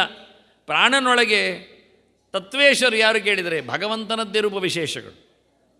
ಹಾಗಾಗಿ ನೀನು ಬರುವಾಗ ಎಲ್ಲ ದೇವರ ಮೂಟೆಯನ್ನು ಹೊತ್ಕೊಂಡು ಬರ್ತೆ. ತುಂಬ ಇಷ್ಟ ದೇವರಿಗೆ ಪ್ರಾಣ ಅಂದರೆ. ಹಾಗಾಗಿ ಪ್ರಾಣನಿಗಾಗಿ ಭಗವಂತ ಯಾವ ವೇಷವನ್ನು ತಾಳ್ತಾನೆ, ಎಲ್ಲಿ ಬೇಕಾದರೂ ಬರ್ತಾನೆ, ಹೇಗೆ ಬೇಕಾದರೂ ಇರ್ತಾನೆ. ಹೀಗಾಗಿ ಪ್ರಾಣ ಬರುವಾಗ ಭಗವಂತನ ಅನೇಕ ರೂಪಗಳನ್ನು ಹೊತ್ತು ಬರ್ತಾನೆ ಉಪಾಸನೆಗಾಗಿ, ನಮ್ಮೊಳಗಿದ್ದುಕೊಂಡು ದೇವರನ್ನು ಕರೀಲಿಕ್ಕಾಗಿ. ನಾವು ಮಾಧ್ಯಮರಿದ್ದೇವೆ, ನಾವು ಬಿಟ್ಟುಕೊಟ್ಟರೆ ಭಾರಿ ಖುಷಿಯಾಗ್ತದೆ. ಭಗವಂತನ ಉಪಾಸನೆಗಾಗಿ ಪ್ರಾಣ ನಮ್ಮಲ್ಲಿ ಇಟ್ಟುಕೊಂಡು ಸುದೃಢವಾದ ದೇಹದೊಂದಿಗೆ ದೇವರ ಸೇವೆ ಆಗ್ತದೆ. ಅದರ ಪುಣ್ಯ ನಮಗೂ ಕೊಡ್ತಾ, ಅವನೇನು ಹೊತ್ಕೊಂಡು ಹೋಗುವುದಿಲ್ಲ. ಅವನಿಗೇನು ಪುಣ್ಯ ವಿಶೇಷ ಬೇಕಾಗಿಯೂ ಇಲ್ಲ, ಇನ್ನು ಆಗಬೇಕಾದ್ದೇನೂ ಇಲ್ಲ. ಆಲ್ರೆಡಿ ದೇವರನ್ನು ಕಂಡವನು ಅಪರೋಕ್ಷ ಜ್ಞಾನ ಉಂಟು. ಸಹಜವಾಗಿ 100ಕ್ಕೆ 100 ಆನಂದವನ್ನು ಪಡೆಯತಕ್ಕಂಥ ಶತಾನಂದ ಮೂರ್ತಿ ಇದ್ದಾನೆ. ಇನ್ನೇನಾಗಬೇಕು ಅವನಿಗೆ? ಜ್ಞಾನವೂ ಇದೆ, ಆನಂದವೂ ಇದೆ. ನಮ್ಮ ಮಾಧ್ಯಮದಲ್ಲಿಟ್ಟು ದೇವರ ಸೇವೆ ಮಾಡಿ ಪ್ರಾಣನಿಗೇನು ಪಡೆಯಲಿಕ್ಕೆ ಉಂಟು? ಏನಿಲ್ಲ. ನಮಗೆ ನಮ್ಮಲ್ಲಿದ್ದುಕೊಂಡು ಮಾಡಿಸಿ ಕೊಡಲಿಕ್ಕೆ ಉಂಟು. ಸಣ್ಣ ಮಗುವನ್ನು ಹೆತ್ತವರು ಹೊತ್ತವರು ಎಲ್ಲ ಪ್ರದಕ್ಷಿಣೆ ಭರಿಸ್ತಾರೆ, ನೆಲದಲ್ಲಿ ಬಿಟ್ಟು ಅಷ್ಟೊತ್ತು ಓದ್ಕೊಂಡು ಬರ್ತಾರೆ ಉತ್ಸವ ಮೂರ್ತಿಯಾಗಿ. ದೇವಳಕ್ಕೆ ಬಂದಾಗ ಅದನ್ನು ನೆಲದಲ್ಲಿಡ್ತಾರೆ, ನಡಿ ಅಂತಾರೆ. ಅದು ಬೀಳ್ತದೆ, ಏಳ್ತದೆ. ತಾವು ಸಹ ಕೂತ್ಕೊಂಡು ಕೈ ಹಿಡ್ಕೊಂಡು ಮೆಲ್ಲಕ್ಕೆ ನಡೆಸ್ತಾರೆ. ಯಾಕೆಂದರೆ ನಡೆಸಿದ್ದ ದೇವಳದೊಳಗೆ ಹೆಜ್ಜೆ ಇಟ್ಟ ಪುಣ್ಯ ಅದಕ್ಕೆ ಬರಲಿ ಅಂತ. ಹೊತ್ಕೊಂಡು ಹೋದರೆ ನಮಗೆ ಆಯಿತು, ಪ್ರಯೋಜನ ಆಗಲಿಲ್ಲ. ಹಾಗಾಗಿ ಪ್ರಾಣ ಜೀವನನ್ನು ನಡೆಸ್ತಾನೆ. ದೇವರು ಪ್ರಾಣನೆಡೆಗೆ ಅತ್ಯಂತ ಪ್ರಿಯನಿಂದ ಬರುವಾಗ ಜೀವನನ್ನು ಪರಿಚಯಿಸ್ತಾನೆ. ಹಾಗಾಗಿ ನೀನು ಎಲ್ಲ ದೇವತೆಗಳಿಗೂ ಅಚ್ಚುಮೆಚ್ಚು. ನಿನ್ನೆ ನಾನು 4ನೇ ಮಂತ್ರವನ್ನು 3ನೇದಾಗಿ ಹೇಳಿದ್ದೆ. ಅದಕ್ಕೋಸ್ಕರ ದೇವಾನಾಮಸಿ ದೇವಾನಾಂ ಅಂತೇಳಿ ನೀನು ವಿಶೇಷವಾಗಿ ದೇವತೆಗಳೊಳಗೆ ಸೇರಿಕೊಂಡವ. ವಹನಿತಮಃ, ಎಲ್ಲ ದೇವತೆಗಳನ್ನು ಅವರಿಗೆ ಬೇಕಾಗಿರತಕ್ಕ ಸಾಧನೆಗಳನ್ನು ಸವಲತ್ತುಗಳನ್ನು ಹಂಚುವವ ನೀನು. ಹಾಗೆಯೇ ಪಿತೃಣ ಪ್ರಥಮ ಸ್ವಧ. ಪಿತೃಗಳಲ್ಲಿ ಏನು? ಪಿತೃಗಳು ಅಂದರೆ 3 ಜನ ಇದ್ದಾರೆ. ಅವರ ನೇಮಿಸುವವರು ವಸುರುದ್ರಾದಿತ್ಯರು ಅಂತ 3 ಹೊತ್ತಿನ ಸಮನದ ದೇವತೆಗಳು. ಪ್ರಾಣಾಭಾವ ವಸುವಃ ಅಂತದ್ದು ಉಪನಿಷತ್ತು ಹೇಳುವಾಗ. ವಾಸಯಂತಿ ಅಂತ, ಇವನೇ ನಿಜವಾಗಿ ಪ್ರಾಣರೇ ವಸುಗಳು ಅಂತ, ಪ್ರತ್ಯೇಕ ಏನಿಲ್ಲ, ಹೇಳುವುದಷ್ಟೇ ದೇವತೆಗಳು ಅಂತ. ಪ್ರಾಣಾಭಾವ ರುದ್ರಾಹ ಏತೇರೋದಯಂತಿ ಅಂತ, ಪ್ರಾಣನೇ ರುದ್ರರು, ಅವನೇ ಬಹುರೂಪಗಳು. ಹಾಗಾಗಿ ಕೆಲವರೆಲ್ಲ ಹನುಮಂತನಿಗೆ ರುದ್ರಪುತ್ರ ರುದ್ರಮಗ ಅಂತ ಹೇಳ್ತಾರೆ. ತಪ್ಪೇನಿಲ್ಲ, ಯಾಕೆಂದರೆ ಶ್ರುತಿಯಲ್ಲಿ ಹಾಗೆ ಕರೆದಿದ್ದಾರೆ, ಅಷ್ಟು ಜೋರಿದೆ ಅಂತ. ನಮಗೆ ಅರ್ಥ ಆಗೋದಿಲ್ಲ, ನಾವು ಈ ಲಿಂಗ ರೂಪದವನೇ ತಿಳ್ಕೊಳ್ತೇವೆ ಅಷ್ಟೇ. ಪ್ರಾಣಾಭಾವ ಆದಿತ್ಯಾಹ ಯದಾದತತೆ ಅಂತಾರೆ. ನಿಜವಾಗಿ ಆದಿತ್ಯನು ಪ್ರಾಣನೇ, ಎಲ್ಲವನ್ನು ಎಳೆಯುವವನು ಅಂತ. ಆಯುಷ್ಯ ತೆಗೆಯುವುದು ಯಾರು? ಆದಿತ್ಯನಿಗೆ ಲೆಕ್ಕಾಚಾರ ಆದಾನಾದ ಆಯುಹು ಅಂತ, ಅವನನ್ನು ಆದಿತ್ಯ ಅಂತ ಕರೆಯುವುದು. ನಮ್ಮ ಆಯುಷ್ಯವನ್ನು ಕಳೀತಾನೆ ಅಂತ. 1 ದಿನ ಆಯಿತು, 2 ದಿನ ಆಯಿತು, 3 ದಿನ ಆಯಿತು, ಲೆಕ್ಕ ಹಾಕ್ತಾ ಹೋಗ್ತೇವೆ ನಾವು. 36,000 ದಿನ ಆದರೆ ಮತ್ತೆ ಲೆಕ್ಕ ಹಾಕಲಿಕ್ಕೆ ನಾವಿರುವುದಿಲ್ಲ. ಹೇಗೆ? ಅಲ್ಲಿಗೆ 100 ವರ್ಷ ಆಯಿತು. ಸತ್ಯ ಹೇಳೋದಾದರೆ ಕೇವಲ 36,000 ದಿನಕ್ಕೇನೆ 100 ವರ್ಷ ಮುಗೀತದೆ. ನಮ್ಮದು ಮ್ಯಾಕ್ಸಿಮಮ್ ಪೀರಿಯಡ್, ಅದರ ಆಚೆಗಿಲ್ಲ. ಅದನ್ನು ನಮ್ಮ ದಿನವನ್ನು ಕಳೆಯುವವನು ಉದ್ಯನ್ನಸ್ತಂಚಯನ್ನಸೌ, ಮೇಲೆ ಬರುತ್ತಾ ಇಳಿಯುತ್ತಾ ಪ್ರತಿದಿನದ ಒಂದು ಹಾಳೆಯನ್ನು ಹರಿಯುವವನು ಯಾರು ಕೇಳಿದರೆ ಅದು ಸೂರ್ಯ. ಹಾಗಾಗಿ ಸೂರ್ಯ ನಮ್ಮ ಆಯುಷ್ಯವನ್ನು ತೆಗಿತಾ ಇದ್ದಾನೆ. ಗಮ್ಮತ್ತು ಮಾಡಲಿಕ್ಕಿಲ್ಲ, ವೀಕೆಂಡ್ ಹೇಳುವುದಲ್ಲ, ಮಂತ್ ಎಂಡ್ ಹೇಳುವುದಲ್ಲ ಅಂತ. ನಮ್ಮದು ಹತ್ತಿರದ ಒಂದು ಎಂಡ್ ಅಂತ ಅರ್ಥ. ನಮ್ಮ ಎಂಡ್ ಅದು, ಮಂತ್ ಎಂಡ್ ಅಲ್ಲ ವಾಸ್ತವವಾಗಿ. ಹೀಗಾಗಿ ಆದಿತ್ಯ ಯಾರು ಕೇಳಿದರೆ ಉಸಿರೇ ಆದಿತ್ಯ ಅಲ್ವನಾ? ಆಯುಷ್ಯ ತೆಗೆಯುವುದು ಯಾರು? ನಿಲ್ಲಿಸುವವನು ಯಾರು? ಪ್ರಾಣನೇ. ಸೂರ್ಯ ಏನು ಮಾಡ್ತಾನೆ? ಸೂರ್ಯ ಬರ್ತಾನೆ ಹೋಗ್ತಾನೆ. ನಮ್ಮ ಉಸಿರು ಪ್ರಾಣನ ಕೈಯಲ್ಲಿದೆ. ಆದ್ದರಿಂದ ಪ್ರಾಣಾವಾವ ಆದಿತ್ಯ ಅಂತಾರೆ. ಪ್ರಾಣನೇ ಅಲ್ವ ಮಾರಾಯ ಎಲ್ಲ ರೂಪದಲ್ಲಿ ನಿಂತದ್ದು. ಹೀಗೆ ಪಿತೃಣಾಂ ಪ್ರಥಮಾಸ್ವದ ಋಷೀಣಾಂ ಚರಿತಂ ಸತ್ಯಂ, ಎಲ್ಲ ಋಷಿಗಳಿಗೂ ಅನುಕೂಲಕರವಾದ ವಿಶೇಷವಾದ ಕರ್ಮಾಂಗಗಳನ್ನು ನಡೆಸಲಿಕ್ಕೆ ಇಂಬು ಕೊಟ್ಟವನು ಯಾರು? ಶಕ್ತಿ ಕೊಟ್ಟವನು ಯಾರು? ಪ್ರಾಣನ್. ಅವರು ಎಲೆ ತಿಂದು ಬದುಕ್ತಾರೆ, ನೀರು ಕುಡಿದು ಬದುಕ್ತಾರೆ, ಫಲ ಮೂಲಗಳನ್ನು ತಿಂದು ಬದುಕ್ತಾರೆ, ಉಪವಾಸ ಮಾಡ್ತಾರೆ, ಎಷ್ಟು ಕಷ್ಟದಲ್ಲಿ ಇರ್ತಾರೆ. ಏನೆಲ್ಲ ಹೆಸರುಗಳುಂಟು ಅವರಿಗೆ. ವಾಲಕೀಲ್ಯರು ಕರೀತಾರೆ, ವೈಖಾನಸರು ಕರೀತಾರೆ, ವೈಖಾನಸಾಹ ಮೂಲಭಕ್ಷಾಹ, ಅದೆಲ್ಲ ಹೆಸರುಗಳು ಅವರಿಗೆ. ಖಾಲಿ ನೆಲದಡಿದ್ದು ಮಾತ್ರ ತಿನ್ನುವುದು ಅವರದೊಂದು ವ್ರತ, ಅದೊಂದು ಕೆಟಗರಿ. ವತ್ಸಪಾಹಪೇನ ವತ್ಸಪಾಹ ಅಂತ ಕೆಲವರು ವತ್ಸಪರೊಂದಿದ್ದಾರೆ. ಅಂದರೆ ಕರುಗಳು ಹಾಲು ಕುಡಿದ ನಂತರ ಆ ಕರುಗಳ ಬಾಯಿಯಲ್ಲಿ ಅಂಟಿಕೊಂಡ ಹಾಲಿನ ನೊರೆಯನ್ನು ಮಾತ್ರ ತಿಂದು ಬದುಕುವವರು ಅಷ್ಟೇ. ನಮ್ಮದೆಲ್ಲ ತಂಬಿಕೆ ಹಾಲು ಕುಡಿಯುವ ಕತೆ, ಅವರದ್ದು ಅಷ್ಟೇ ಚಮಚ ಹಾಲು ಕುಡಿಯುವ ಕತೆ ಅವರದ್ದು. ಅಂಥವರಿದ್ದಾರೆ. ಇಂಥವರೆಲ್ಲ ನಡೆಸಿಕೊಟ್ಟವನು ಯಾರು? ಋಷೀಣಾಂ ಚರಿತಂ ಸತ್ಯಂ, ಪ್ರಾಮಾಣಿಕವಾದ ಭಗವದೆಡೆಗೆ ಸಾಗುವ ಇಂಥ ಕಠೋರವಾದ ವ್ರತ ನಿಯಮಗಳನ್ನು ನಡೆಸಿಕೊಡುವವ ಪ್ರಾಣ ತನ್ನ ಶಕ್ತಿಯಿಂದಲೇ. ಅವರಿಗೆ ಪ್ರಾಣಶಕ್ತಿ ಜಾಸ್ತಿ ಇದೆ, ಸಾಯುವ ಹೆದರಿಕೆ ಇಲ್ಲ, ಸಾಯುವುದೂ ಇಲ್ಲ ಅವರು. ಆ ರೀತಿಯಲ್ಲಿ ದೇವರ ವ್ರತ ಮಾಡುವವರಿಗೆ ಪ್ರಾಣ ಬೆಲೆ ಕೊಡ್ತಾನೆ, ಬಲ ಕೊಡ್ತಾನೆ. ಋಷೀಣಾಂ ಚರಿತಂ ಸತ್ಯಂ ಅಥರ್ವಾಂಗಿ ರಸಾಮಪಿ, ಆದ್ರಿಂದಲೇ ಅವನು ಅಥಃ ವಾ ಅಸ್ಮಿನ್ ಸ್ಥಿತಃ ಅಂತ ಅರ್ಥ. ದೇವರಲ್ಲಿ ನೆಲೆಗೊಂಡವನು ಯಾರು? ವಾ ಅಂದರೆ ವಾಯು ಇತ್ಯರ್ಥ. ಅಥರ್ವ ನಮ್ಮ ಅಂಗಿರಸನು, ಅಂಗದ ರಸನು, ಎಲ್ಲ ಅಂಗದಲ್ಲಿ ನೆಲೆಗೊಂಡಿರತಕ್ಕ ರಸಸಾರರಾದ ಶ್ರೇಷ್ಠರಾದ ಎಲ್ಲ ವ್ಯಕ್ತಿಗಳಲ್ಲಿಯೂ ದೇವತೆಗಳಲ್ಲಿಯೂ ಅಥರ್ವ ನೆಲೆ ನಿಂತವನು ಮತ್ತು ಅವರನ್ನು ಚೇಷ್ಟೆ ಮಾಡಿಸುವನು. ಆದ್ದರಿಂದ ಭಗವಂತನ ನಂತರದಲ್ಲಿ ಇಡೀ ದೇಹದಲ್ಲಿ ಇಡೀ ದೇವತೆಗಳನ್ನು ನಡೆಸುವವನು, ಕುಣಿಸುವವನು, ಮೆರೆಯಿಸುವವನು ಎಲ್ಲ ಅದು ನೀನೇ. ಅಥರ್ವ ಇಂದ್ರಸ್ತ್ವಂ ಪ್ರಾಣ ತೇಜಸ ರುದ್ರೋಸಿ ಪರಿರಕ್ಷಿತ ತ್ವಮಂತರಿಕ್ಷೇ ಚರಿಸಿ ಸೂರ್ಯತ್ವಂ ಜ್ಯೋತಿಷಾಂಪತಿ. ಅವರು ಇನ್ನೂ ಕೆಲವರನ್ನೆಲ್ಲ ಪಟ್ಟಿ ಮಾಡ್ತಾರೆ. ಇಂದ್ರತ್ವಂ ಪ್ರಾಣ, ನೀನು ಇಂದ್ರ, ತೇಜಸ ಶಕ್ತಿಯಲ್ಲಿ, ಯುಕ್ತಿಯಲ್ಲಿ, ಅಧಿಕಾರದಲ್ಲಿ, ಇನ್ನೊಬ್ಬರ ಮೇಲಿನ ಪ್ರಭಾವದಲ್ಲಿ ನೀನು ಇಂದ್ರನೇ, ನೀನು ರಾಜನೇ, ಸ್ವರ್ಗದೊಡೆಯನೇ. ಅವನಲ್ಲ ಇಂದ್ರ, ಅವನೇನು ಕೆಲಸಕ್ಕೆ ಬರುವುದಿಲ್ಲ. ಕೈಯಲ್ಲಿ ಬಲ ಇಲ್ಲದಿದ್ದರೆ ಇಂದ್ರ ಏನು ಮಾಡ್ತಾನೆ? ಬಲ ಇದ್ದರೆ ತಾನೇ ಕೈ ಕೆಲಸ ಆಗುವುದು. ಆದ್ದರಿಂದ ಕೈಯಲ್ಲಿ ಕೂತ ಇಂದ್ರ ಕೆಲಸ ಮಾಡಿಸ್ಲಿಕ್ಕೂ ನೀನಿಂದ್ರ. ಇಂದ್ರಸ್ತ್ವಂ ಪ್ರಾಣ. ಹೌದಲ್ಲ? ಇಂದ್ರ ಅಂದರೆ ಏನರ್ಥ? ಇಂದೌರಮತೆ ಅಂತ. ಇಂದು ಅಂದರೆ ಏನರ್ಥ? ಇಷ್ಟಂ ದದಾತಿ ಅಂತ. ನಮ್ಮ ಇಷ್ಟವನ್ನು ಕೊಡುವವ ಇಂದು. ನೋಡಿ ಕೊಡ್ತಾನೆ, ಬೇಕಾದಷ್ಟೇ ಕೊಡ್ತಾನೆ, ಬೇಕಾದಾಗ ಕೊಡ್ತಾನೆ, ಇಷ್ಟೇ ವಿಷಯ, ಮತ್ತೆಂದಿಲ್ಲ. ಕೊಡ್ತಾನೆ ಎನ್ನುವುದು ಸತ್ಯ. ಕೊಡುವಾಗ ಕೊಡ್ತಾನೆ, ಕೊಡುವಷ್ಟೇ ಕೊಡ್ತಾನೆ. ಕೇಳಿದ್ದಷ್ಟು ಕೊಡುವುದಿಲ್ಲ, ಕೇಳಿದಾಗೆ ಕೊಡುವುದಿಲ್ಲ. ಅದು ಯಾರಂದರೆ ದೇವರು ಮಾತ್ರ. ಹಾಗೆ ಆದ್ದರಿಂದ ಭಗವಂತ ಇಂದು ಇದ್ದಾನೆ, ಅವನಲ್ಲಿ ರತನಾದವ ಇಂದ್ರ. ನಿರಂತರವಾಗಿ ಅಭೀಷ್ಟಗಳನ್ನು ಕೊಡುವವ ಭಗವಂತ ಕರ್ಮಾಧ್ಯಕ್ಷ. ಅವನನ್ನು ಉಸಿರು ಕರ್ಮದಿಂದ ಕೆಲಸ ಮಾಡಿಸುವವ, ಓಲೈಸಿಕೊಳ್ಳುವವ, ಸೇವೆ ನಡೆಸುವವ ಪ್ರಾಣ, ಅವನು ಇಂದ್ರ. ಈಗ ಪ್ರಾಣ ಶಬ್ದಕ್ಕೇನು ಅರ್ಥ ಇದೆ? ಪರೇ ಅಣತೆ ಅಂತ. ಪರೇ ಅಂದರೆ ಸರ್ವೋತ್ತಮನಾದ ಭಗವಂತನಲ್ಲಿ ಯಾವತ್ತೂ ಪೂಜೆ ಪುನಸ್ಕಾರಗಳನ್ನು ಸೇವೆಯನ್ನು ಮಾಡುವವನು ಅಂತ ಅರ್ಥ. ಆದ್ದರಿಂದ ಇಂದ್ರಸ್ತ್ವಂ ಪ್ರಾಣ. ಏ ಪ್ರಾಣ, ನೀನು ಪರನಲ್ಲಿ ಏನೊಂದು ದೊಡ್ಡ ಮಟ್ಟಿನ ಚೇಷ್ಟೆ ಮಾಡ್ತೀಯ, ಹಾಗಾಗಿ ನಿನಗೆ ಇನ್ನೊಂದು ಪರ್ಯಾಯ ಪದ ಇಂದ್ರ ಅಂತ. ಇಂದವರ ಮತೆ ಅಂತ. ನೀನು ದೇವರಲ್ಲಿ ನಿರಂತರವಾಗಿ ನೆಲೆಗೊಂಡವ, ಮತ್ತೇನನ್ನು ಕೇಳುವುದಿಲ್ಲ ನೀನು. ಇಂದ್ರಸ್ತ್ವಂ ಪ್ರಾಣ ತೇಜಸ ರುದ್ರೋಸಿ ಪರಿರಕ್ಷಿತ.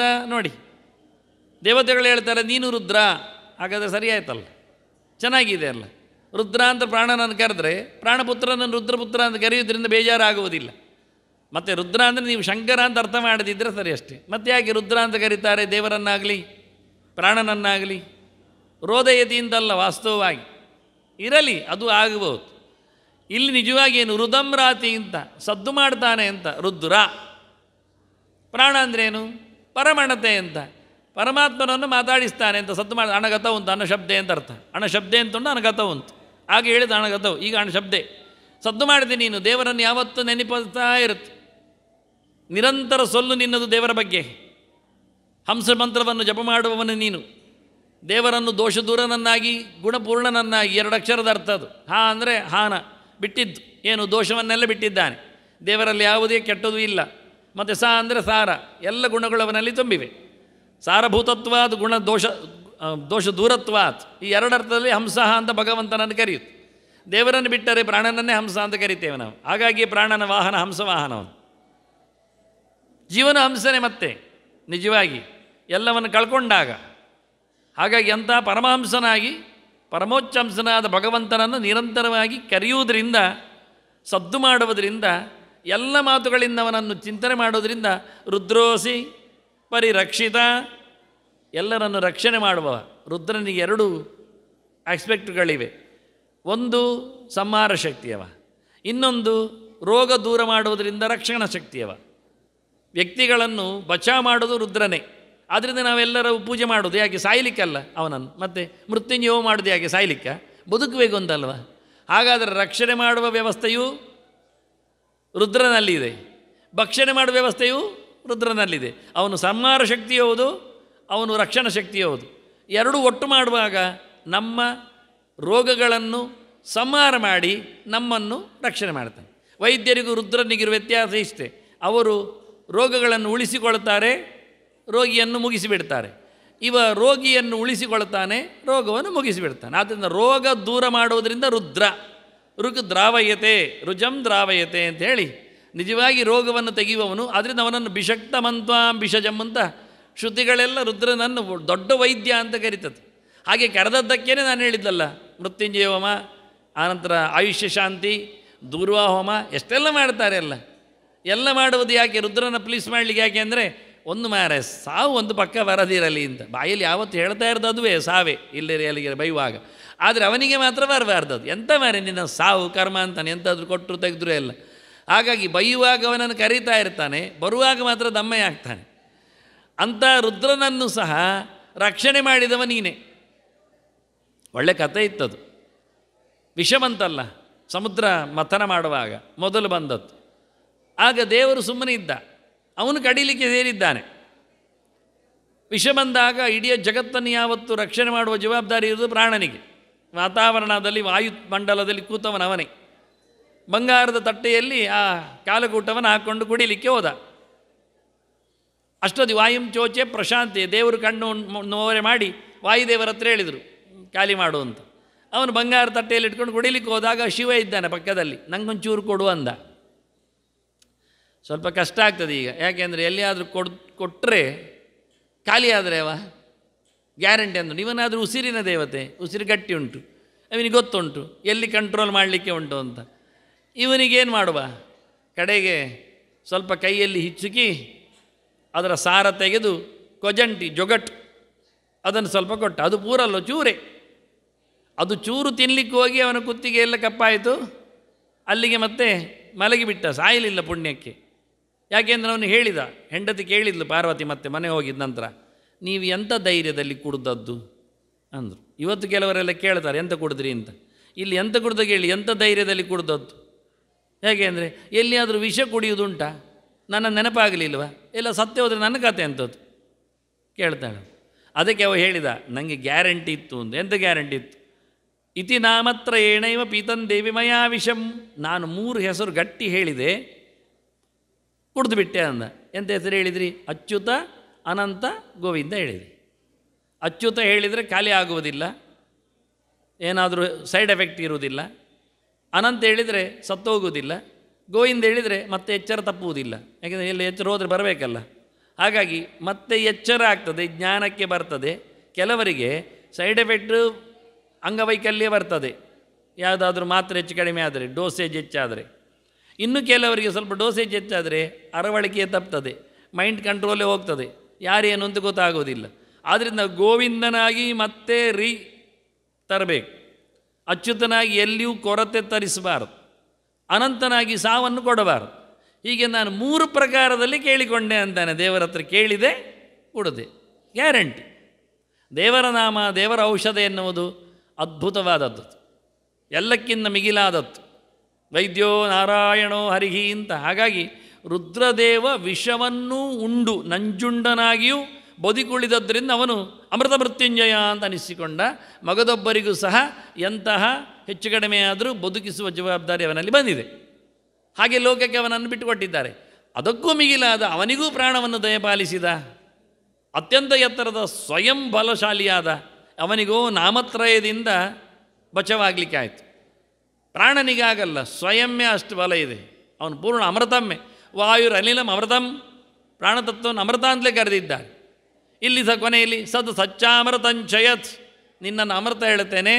ಯಾಕೆ? ನೀನೇ ಎಲ್ಲರೂ ಉಸಿರು ತೆಗೆಯುವವನು, ನಿನ್ನ ಉಸಿರು ಯಾರು ತೆಗೆಯುವುದಿಲ್ಲ. ಯಾಕೆಂದರೆ ನಿನಗಿರುವುದು ಇಬ್ಬರೇ, ಲಕ್ಷ್ಮಿ ಮತ್ತು ನಾರಾಯಣರು ಮಾತ್ರ ನೋಡಿಕೊಳ್ಳಿಕ್ಕೆ. ಅವರು ನಿನ್ನ ಉಸಿರು ತೆಗೆಯುವುದಿಲ್ಲ. ಯಾಕೆಂದ್ರೆ ನೀನು ಅವರಿಗೆ ಅತ್ಯಂತ ಆತ್ಮೀಯವಾದ ಕೂಸು, ಮಗು. ಬೇಕು ಅಂತಲೇ ನಿನ್ನನ್ನು ಸೃಷ್ಟಿ ಮಾಡಿಕೊಂಡವರು. ತಮಾಷೆ ಅಂದರೆ ಕೃಷ್ಣ ಅವತಾರದಲ್ಲಿ ಕೈಯಲ್ಲಿ ಕೊಳಲಿಡ್ಕೊಂಡ. ಆ ಕೊಳಲು ಭಾಳ ಚಂದವಾಗಿ ಕೃಷ್ಣನ ತುಟಿಯನ್ನು ಮುತ್ತುತ್ತಿತ್ತು. ಅವನ ಕೈಯನ್ನು ಆತ್ಮೀಯವಾಗಿ ಅಂಟಿಕೊಂಡಿತ್ತು. ಹೆಚ್ಚು ಸಮಯ ಸೊಂಟದಲ್ಲಿ ಏರಿ ಕುಳಿತಿತ್ತು. ಯಾವತ್ತು ನೋಡಿದರೂ ಮುರಳಿ ಬಿಟ್ಟು ಕೃಷ್ಣ ಇರಲಿಲ್ಲ. ಜನ ನೋಡಿ ಹೇಳಿದರು, ಎಂಥ ಪುಣ್ಯ ಮಾರಾಯರೆ, ಆ ಬಿದಿರಿನ ಕೋಲಿಗೆ ಎಂಥ ಮಾಡಿಕೊಂಡಿದೆಯೋ ಅಂತ. ಎಲ್ಲಿಯಾದರೂ ಬಿದಿರು ಕತ್ತರಿಸಿದ ನಂತರ ಅದು ಕೋಲು ಜಡವಾಗಿರುವಾಗ ಅದಕ್ಕೆ ಏನಾದರೂ ಜೀವ ಇರ್ತದ? ದೊಡ್ಡ ಸಂಗತಿ ಇರ್ತದ? ಹಸಿ ಇದ್ದದ್ರಲ್ಲಿ ಯಾರು ಮಾಡಲಿಕ್ಕೆ ಹೋಗೋದಿಲ್ಲ, ಅಲ್ಲೇ ಕೂತು ಹೊಟ್ಟೆ ಮಾಡಲಿಕ್ಕೆ ಆಗ್ತದೆ, ಅಲ್ಲೇ ಕೂತು ಊದುದ? ಕತ್ತರಿಸಿದ್ದಂದ್ರೆ ಜೀವ ಹೋಯ್ತು ಅದರದ್ದು, ಅದು ಒಣಗ್ತದೆ, ಒಣಗಿರ್ತದೆ. ಒಣಗಿದ ಬ್ಯಾಂಬೋದಲ್ಲಿಯೇ ಶ್ರುತಿ ಬರುವಂಥದ್ದು, ಸ್ವರ ಬರುವಂಥದ್ದು. ಆಗ ಇದೇನು ಕತೆ ಅಂದರೆ ಮಧ್ವಾಚಾರ್ಯ ಹೇಳ್ತಾರೆ, ಅದು ಕೊಳಲಿನಲ್ಲಿ ಲಕ್ಷ್ಮಿ ಕೂತಿದ್ದಾಳೆ ಅಂತ. ಶ್ರೀದೇವೀರ್ವೇಣು ಮಾವಿಷ್ಯ, ಭಗವಂತನ ಮುಖಾರವಿಂದವನ್ನು ಆಸ್ವಾದಿಸುವವಳು ಕೊಳಲಿನಲ್ಲಿ ಕುಳಿತ ಮಹಾಲಕ್ಷ್ಮಿ ಅಂತ. ಅಲ್ಲ, ನಿಮಗೆ ಗೊತ್ತಾಯಿತು, ಅದು ಸತ್ಯವೇ? ಅವರಿಬ್ಬರು ಮಾತಾಡಿಕೊಂಡದ್ದು, ಹಚ್ಚಿಕೊಂಡದ್ದು, ಮೆಚ್ಚುಗೆಯಾದದ್ದು ನಿಮಗೆ ಗೊತ್ತಾಯಿತು ಅಂದರೆ ಅದು ಹೊರಗೆ ಬಂದದ್ದು ನಾನೇ ಅಲ್ವ ಅಂತಾರೆ ಅವರು. ಅಂದರೆ ಕೊಳಲಿನಲ್ಲಿ ಹೊರಗೆ ಬರುವುದೇನು? ಗಾಳಿ. ಅದು ಯಾರು? ವಾಯುದೇವರು, ಪ್ರಾಣ. ಆದ್ದರಿಂದ ಹುಟ್ಟಿ ಬಂದವನು ನಾನಾದ್ದರಿಂದ ಅಪ್ಪಮ್ಮನ ಸಂಗತಿ ನನಗೆ ಗೊತ್ತಿಲ್ವ ಅಂತಾರೆ. ಹಾಗಾಗಿ ಅಚ್ಚುಮೆಚ್ಚಿನ ಮಗು ಭಗವಂತನ ಪ್ರಾಣ ಇದ್ದಾಗೆಲ್ಲ ತಾನಿರಬೇಕು ಅಂತ ಅವನನ್ನು ಹೊತ್ತುಕೊಂಡಿದ್ದಾನೆ. ಹಾಗಿರುವಾಗ ಅವನೆಲ್ಲಿ ಹೋಗ್ತಾನೆ? ಸಹಜವಾಗಿಯೇ ಪರಿಪೂರ್ಣವಾದ ಬಲಸ್ವರೂಪನಾಗಿ ಇರುವವನು ಪ್ರಾಣನಿದ್ದಾನೆ. ಹಾಗಾಗಿ ರುದ್ರೋಸಿ ಪರಿರಕ್ಷಿತ, ನೀನೇ ನಿಜವಾಗಿ ಎಲ್ಲವನ್ನು ರಕ್ಷಣೆ ಮಾಡುವನಿದ್ದಿ.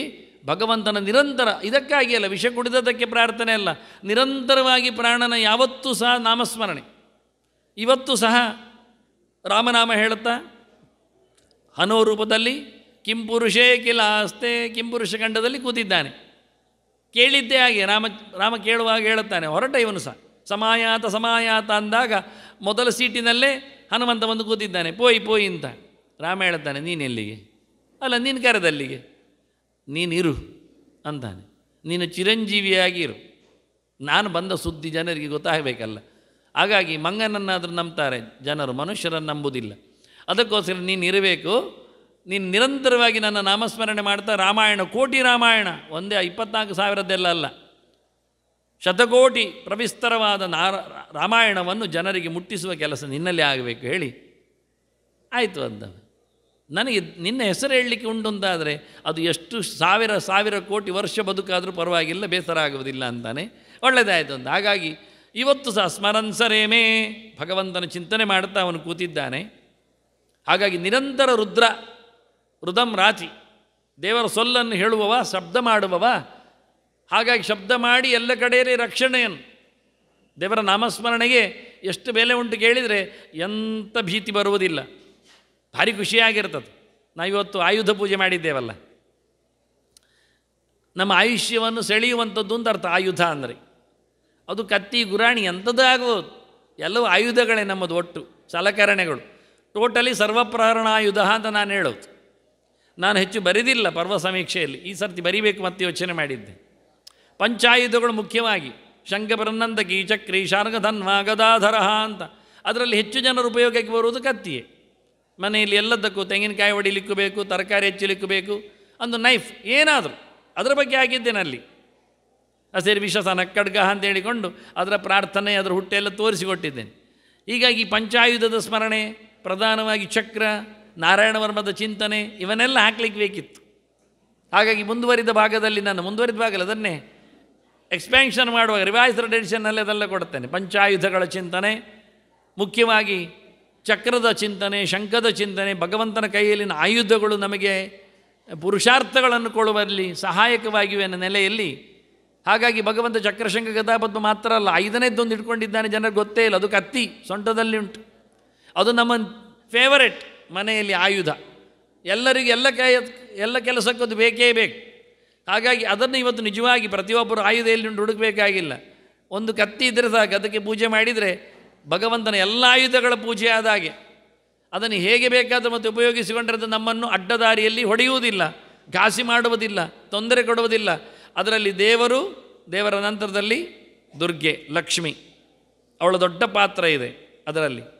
ಆ ನಂತರದಲ್ಲಿ ಅದರಲ್ಲಿ ಪ್ರಾಣ ಕೂತಿದ್ದಾನೆ, ಭಾರತಿಯು ಬರ್ತಾಳೆ. ಹೀಗಾಗಿ ಪ್ರಧಾನವಾಗಿ ಲಕ್ಷ್ಮೀನಾರಾಯಣ ಸನ್ನಿಧಾನದ ಚಕ್ರ, ಶಂಖ, ವಾಯುತತ್ವದ ಗದೆ, ಬಿಲ್ಲಿನಲ್ಲಿ ಮತ್ತೆ ಭಾರತಿ, ಇವರನ್ನೆಲ್ಲ ಚಿಂತನೆ ಮಾಡಲಿಕ್ಕೆ ಅದ್ಭುತವಾದಂಥ ವ್ಯವಸ್ಥೆ ಅದು.